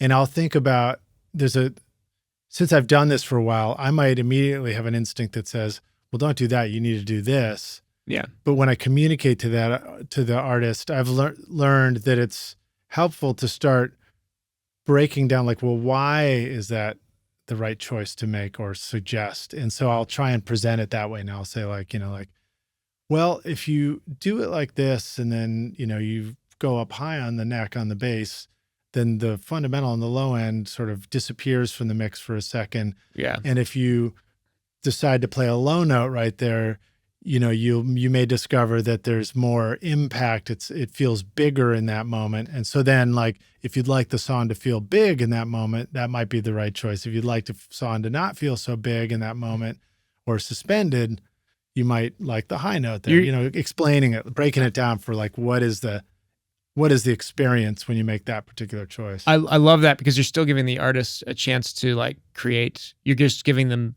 the tools to choose and create what they want, their experience. Yeah, and then hopefully I'm not too long-winded where they're like, all right, let's just record. Yeah, it's like, I'm just going to play it. I'm just going to play it. I'm just... but I do love that too. I love when I'll make suggestions to an artist sometimes about a lyric or something. Yeah. And then they just come back and they just like one better. They're just like, I just like that one. I'm like, great. I gotta remember to take that. I was in a session with a close friend of mine recording a vocal, and she was like, oh, I'm really struggling with this. And I just changed one word for her, and she's like, oh my gosh, that like opened everything. Like it kind of broke the roadblock. Yeah. And she's like, I'm giving you a point or a credit. And I'm like, I don't give me a point or a credit for one word. This is I don't even know what that stuff means. It's hardly like, anymore, it's like, anyway. she's like, you get publishing on. I was like, no. I'm here to it's like, please don't go that deep, It's, right. Yeah. I've probably co-written a lot of songs in the studio that I never got any writing credit for. Yeah. And I don't know whether those songs went off to make much money that it would have mattered anyway, but maybe they did. Yeah. Let's talk about, I mentioned low end and bass. Low end does seem to be an important part of making records, because it's sort of where the body of the sound is, a lot of times it's where the weight and impact of what we're doing can be. So let's see. So one of the questions I wanted to ask you was just like, should low end seem big in a mastering playback system? I always wonder, like, does the playback in your mastering studio feel this similar or different to what it might feel in a mixing environment or in a studio environment when you're creating, or even in a consumer environment when you go back and listen in the car and you're like, yeah, this feels great? I think my mastering environment, and this is just me personally, needs to reflect the bell curve of all those situations. So like, I need to be able to make decisions and translate those decisions out to every playback system. So I need to have a system that kind of falls, for me personally, I need to have a system that kind of falls in the middle of all that. Does that make sense? Yeah. So like, cars tend to have a ton of low end because Right. you're just stuck in a box and it builds up. Right. Right. Like you're forcing low end into a space it can't fit, So like, cars are going to have more low end, whereas, like our clock radios or our little earbuds or stuff are not going to have any low end. They're below a certain point. Although the Apple Pods are getting better every. That's true. They are getting better and better. So I need to have like a system that fits in the middle of all of that, and then be able to judge, calibrate one direction or another and understand what's happening in all those spaces. Yeah. That's my personal opinion. But at some point, everything is relative. Like, you get to know your system so well that you then learn how it translates other ways. But I mean, I find the car has always been a super, super important part of the equation for me. Yeah. But of course, I've been making records since before headphones were worth listening to. And also. It's like our media, like everybody used to just listen to music in the car, right. Like on road trips or driving to work, or, like that was like a huge, so like, of course we're going to sort of lean that direction. Right. And we also had a weird mix of like, our reference was radio. Yes. which was like not even apples to apples. Correct. Because of all the stuff. We're listening to radio, and that's what it sounds like. And then we're making something, printing it to a cassette or a CD, and then playing that back in the car. Yeah. And radio, totally different. Radio had all this crazy compression that it had to, it's just, so that's why that car listen became so popular, right? And now we're shifting, right? Like we're shifting, like while people are listening in their cars, they're like, this is what's controlling, what's on, like we're shifting all of our playback to that. I love it. I love that this all area of my references now are coming from my phone to my car. Yeah. And I love the fact that in this particular car, the audio quality when you stream from the phone to the car seems to be totally high res to me. I don't know if it 100%, is, or if there's some limitation, but it sounds freaking great. It's probably not, but the gap of, like medium doing digitally is we're shrinking the codecs, like if you're for the streaming codecs are just every progression, they're just getting better and better. We're able to get more information into those codecs. Now, one of the challenges can be that the streaming services now finally, not even finally, it's been this way for a while, but the normalization of song levels from track to track. So we used to have the loudness wars. One thing was louder, so you try and make your stuff louder to compete with that. Now the streaming services balance out those levels so that everything stays in a consistent zone, although there's still a loudness within that. Yes. But then when you bring your mix on the phone out to the car and press play, there's new challenges where your mix actually might sound louder than what's playing back because if you have normalization, it doesn't have the normalization coming back off of your phone. So maybe talk a little bit about that if you want. And then do you, I guess this could be the other part of the question. You use some of the tools like maybe FilePass or Samply to deliver masters to people and get feedback and comments. And then along with that, do you have any file naming stuff that you want to throw into that mix about keeping that organized so you know what everybody's talking about? The file naming is a big piece of what I took away from George and the archiving stuff. So I don't know it's all one and the same. You basically think about it like this. You've handed over something. It's on their phone. They're playing it off their phone into their car, trying to decide how it sounds. Yeah. What are they faced with? And then they want to give you feedback and the file naming is part of that, making sure they know what what you're both talking about the same thing. I deliver on I use FilePass. And so the note keeping on FilePass is pretty, I like FilePass more so than I like, because of, the delivery is really easy. It's very generic. It doesn't look like anything. I just have my little logo in the corner and I feel like it's a blank slate. So the artist isn't seeing like colors and, you don't want to influence people's perception of it. And then my invoicing is all connected into that. So it's all it's like a one-stop place. I haven't found anything that works better for exactly what I do. Right. And in mastering, delivery is often a single file. Yeah. And so the invoicing means you can upload a file, people can hear it, they can approve it, and then they hit the buy now button to download. Correct. Yeah. And it really makes the handoff, the cash, like the handoff of like, hey, I've done this work and, like I need to be compensated for my time. It kind of makes that handshake really, really, really nice. Yeah. Yeah. I know I have some friends who just require payment up front. And I feel, like I have a free revision policy for everything I do. And if we get too in the weeds, we have conversations, but I want you to like walk away from what I work on with feeling proud of it. And if I can't achieve that, then maybe we aren't a great fit. So I don't want, and I also work with I don't want to like cause pain to somebody who doesn't like my product and it's not even a product. It's like I'm helping them achieve what they want, So I feel like the handshake right where FilePass puts it is like really, really respectful to both sides. Yeah.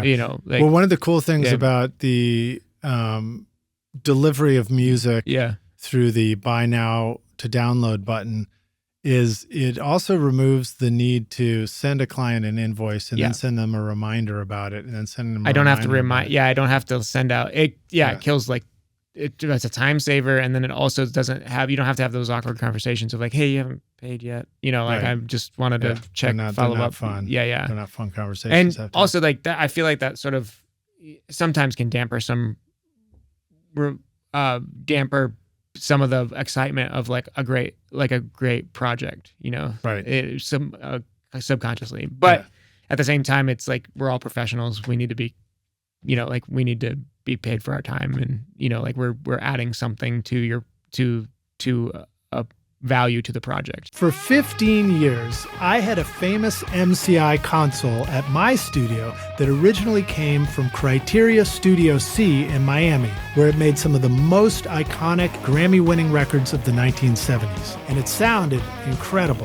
When I was ready to upgrade my studio to a full digital mixing setup, I teamed up with Rick Carson at Make Believe Studio, Metric Halo, and Golden Ear producer Bill Simzik to recreate the legendary MCI console as the new MBSI plugin. The MBSI captures the same iconic sound used on multi-million selling records like Hotel California for the Eagles, Saturday Night Fever and Staying Alive for the Bee Gees, I Shot the Sheriff for Eric Clapton, We're an American Band for Grand Funk Railroad, and the soundtrack to Grease, the movie, all for legendary producers like Tom Dowd, Todd Rundgren, and Bill Simzik. The MBSI plugin not only delivers the authentic sound of the original MCI console faithfully, but it also adds new features like a top-notch compressor, overdrive, and a dual EQ filter switch, adding tools that Bill Simzik said he would have loved to have in the original console. Now you too can get that Grammy-winning MCI sound in your home studio. Whether you're recording or mixing, you can experience the sound of Miami 1976 with the MBSI plugin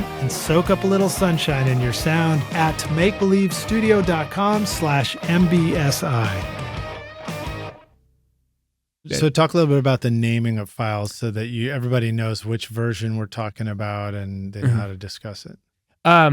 Yes. So this is a really big... And how did they give you comments? This is feedback? A big thing that I have really dove really deep into in terms of how do I organize my hard drives? How do I mastering? We deal with so many files and we have to keep track of everything, and we have to be able to pull up. In my opinion, I keep every, like if you're an artist who works with me, I have every session I've ever worked on backed up in numerous places, and I can pull that at a moment's notice. If they need somebody, if I worked on something in 2016, somebody can call me in 2024 and say, hey, can I get file? Oh, perfect case in point. I have an artist who's doing re-release, and I worked on 2 albums for this artist, and he was like, he's an older gentleman, and he's used to sort of life before digital, and he said, what is it going to take to pull up my albums, and I need to re-release, I'm finding a new distributor, and can I get the masters for this, and this? And then I'm thinking about Atmos, all these sort of things. And I said, it's only going to take me like 4 mouse clicks. And he's like, what? So it's not going to take you like a week to gather all that stuff? I was like, no, I have the stuff, like everything's in final folders. It's labeled. I can just go into a drive and just pull it, Yeah. And he's just like, oh. And I said, I can have it for you in 2 hours. When he called, it was convenient. Right. It was like that moment of like, oh, I'm transitioning to working. I could just grab that right now for you. It's like, and I put it up on FilePass, and that was, So having a naming scheme that allows you to do that and be able to find things really quickly and have it all archived nicely, it's really, really important. So like it's really, really detailed, but typically when I send something to an artist, it's artist name, album name. Like if I'm sending you an individual file, and it's on it's artist name, the nomenclature is artist name, album name, song sequence, and then a descriptor of production master, What does song sequence mean? Song sequence is the track order that it is on the record. So I the see. number, Okay. so that it's always like if you throw it into a computer, the album will always stay in its own order. Right. You know, it's not like song number one, because song number one has a different alphabetical. It's like your computer, jumbles them, right? Yeah. And then song title, and then there's a descriptor on it that I put in parentheses. Like if I'm just doing a test master for somebody, I'll put a description that says this is a test. It says test master, or it says production master. And the words production master means that if this is approved by the artist, it can go into production. Like meaning that this can be the file that goes to your distributor, or goes on, I will take it and put it on a lacquer, or, like that's that if it gets approved. And then if we do revisions, there's always right after that, or actually I've switched it around. Before the production master, there's a revision number. So R01, R02. And if there wasn't a revision, that just doesn't. Now, would it say like R03 base up, or would it just say R03? No, I just, for the sanity of everybody and the length of file names, it's just R0, like it just, and that tells me when we finalize something exactly what I know. I always have a record of what goes into production. So if you're talking to a client and they're saying, the vocal's still low, and you're like, really? I just boosted. Are you sure you're commenting on the right one? Then you just say, are you looking at R03? Yeah, and that's exactly. Then they can do that. Yeah. So it keeps, I want it short, but I want it enough that we can pinpoint exactly what we're doing. And then when the project gets finalized, I indicate which one went into production. Now, the name, since it sounds like a pretty long name, since it's not just like, Fire is the name of the track or something. Yeah. Fire V1 or something. Do you find that in some places it all gets truncated and you can't see, like on a Dropbox, I imagine maybe it's hard to see the R03 or something. That's the only downfall with this system. But if you just click on it, you can see the nomenclature for everything of like it expanded. I do get some pushback from other engineers about some of that. And for me, it's the only way that I can archive things appropriately and be able to call on things in a moment's notice, so it's like it's the best of both worlds. It's like, it's clear enough for artists to communicate back to you, but it's also clear enough for your finding it a year from now and being able to know exactly which file was which. And to make the file even longer, right at the end, I always put sample rate, bit rate. Right. Of the file in the file name. So you don't even have to go look. It's just there. So you can tell what's the high res, what's going to CD, what is all the way down, the different resolutions. And that's cool. And you mentioned the AES white paper, I think. So just give a shout out to that for the Rockstars. I think there is a file out there that tells you what to do if you want to go. There's an AES white paper that was actually George and Chuck Ainley were on the board, but when you look at the paper, it's like, there's like 50 people on it, but George Massenberg was on it. And I think it's Chuck Ainley.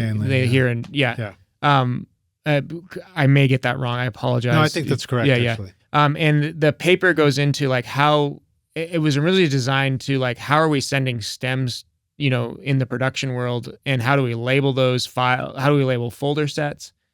And this paper kind of like spells out, like they just said, like, we don't have a standard for this. How do we create a standard? And they tried, like in the film production world and in like, especially when you're dealing with like immersive audio, like how do we label all these things to then send to different engineers back and forth as you're working on things? And I kind of stole all that from that paper. I've created my own like smaller, different iteration of it. With like dates and like the larger file flow sets that I make, that not the things that I'm sending to clients, but I always include a specific date. And then I also have what's called a project ID. That's just like a number that every project gets that is also becomes my invoice number. Mm-hmm. So like if I have to go look up an invoice, I can then coordinate that number with the file set on the folder. That's for cool. Everything. That's so cool. It's really, really efficient. And that's why I can call things up at a moment's notice. If somebody says, hey, I need my master. I don't have my master's from 4 years ago. Can I, and that's just a service that like when you go, I don't charge for that, anything like that. I mean, I kind of think it's kind of included in my actual mastering rate. It's kind of like this future proof that I do. Mm-hmm. But I think it's just a courtesy, from a mastering side. Now, I think if I was a mix engineer, that might be a different story because of the amount. Maybe a little more complex. Yeah. But from a mastering standpoint, I feel like that's part of I always say that we're the librarian of the project, or we're the archivist of that project. I look at Larry Crane is like oversees the executive of Elliott Smith. Yeah. And I mean, what's a cool responsibility, to be the archivist of that estate. And so like I try to organize myself in that line of thinking, and I think about there are other artists that we talk about sometimes in the show, Frank Zappa and that catalog, the Grateful Dead.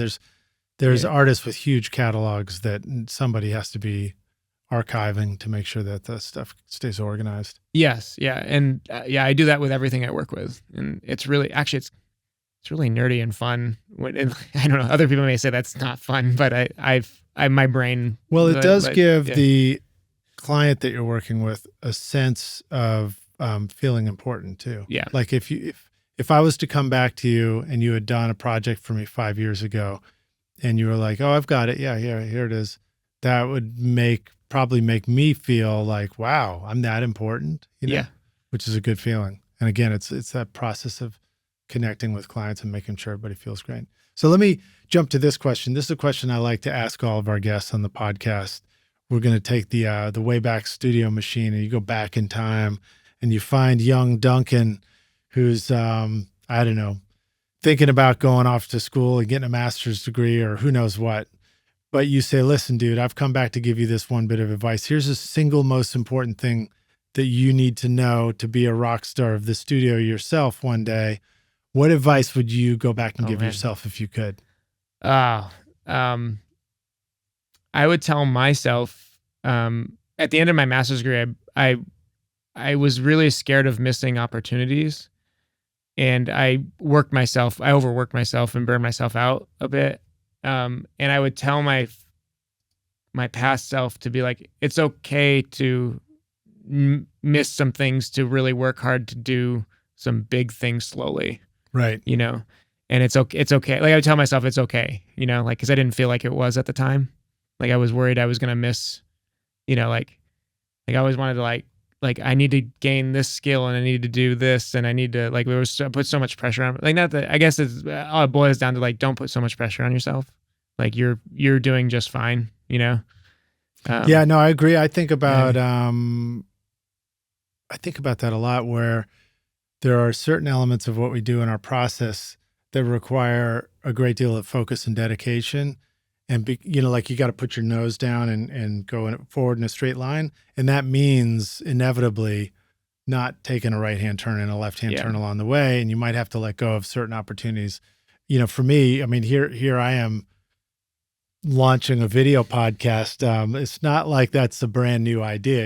Video podcast has been a great place to be for a while, but I had to accept that, like, I got to stay focused on putting the show out and keeping it consistent and making sure it sounds great, despite the occasional time where I mute my microphone. We'll find out what I did about that.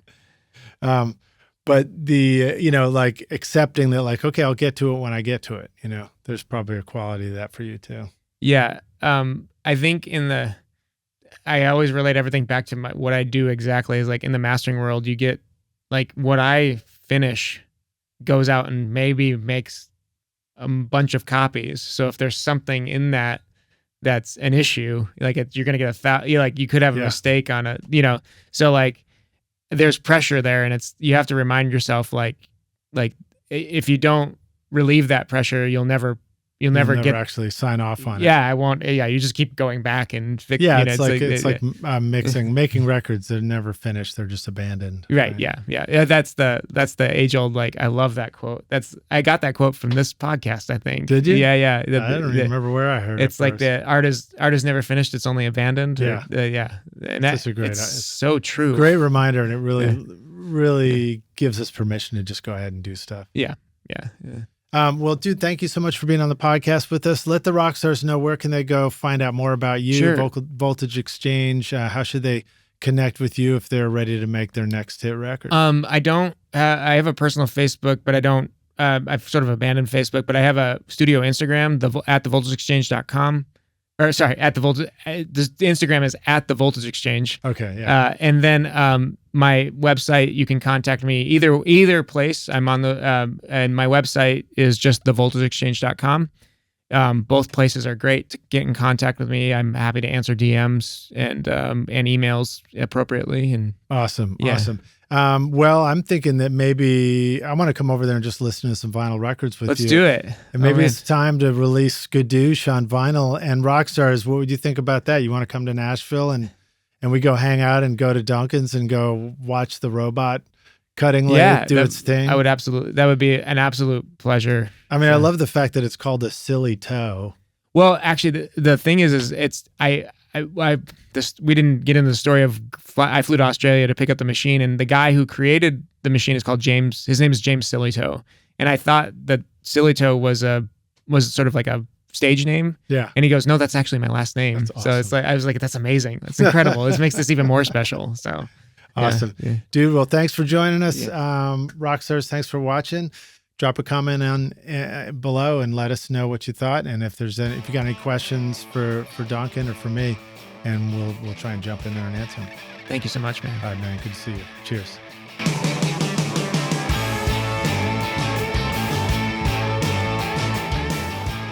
Thanks so much for listening to Recording Studio Rockstars. If you enjoyed the show and want to help make it better, then please share this episode with your friends on social media and leave a rating and review on iTunes to help the podcast reach more rock stars like yourself. You can click directly over to iTunes or go to rsrockstars.com/review for an easy explanation. And remember to hit the subscribe button to keep up with weekly episodes. And if you're ready to make your best record ever now, then head over to Recording Studio Rockstars Academy, where you can start with my free course at mixmasterbundle.com. Thanks so much for listening, and thanks for being a rock star. I'm Lid Shaw, and this is Recording Studio Rockstars. Now, go make great music.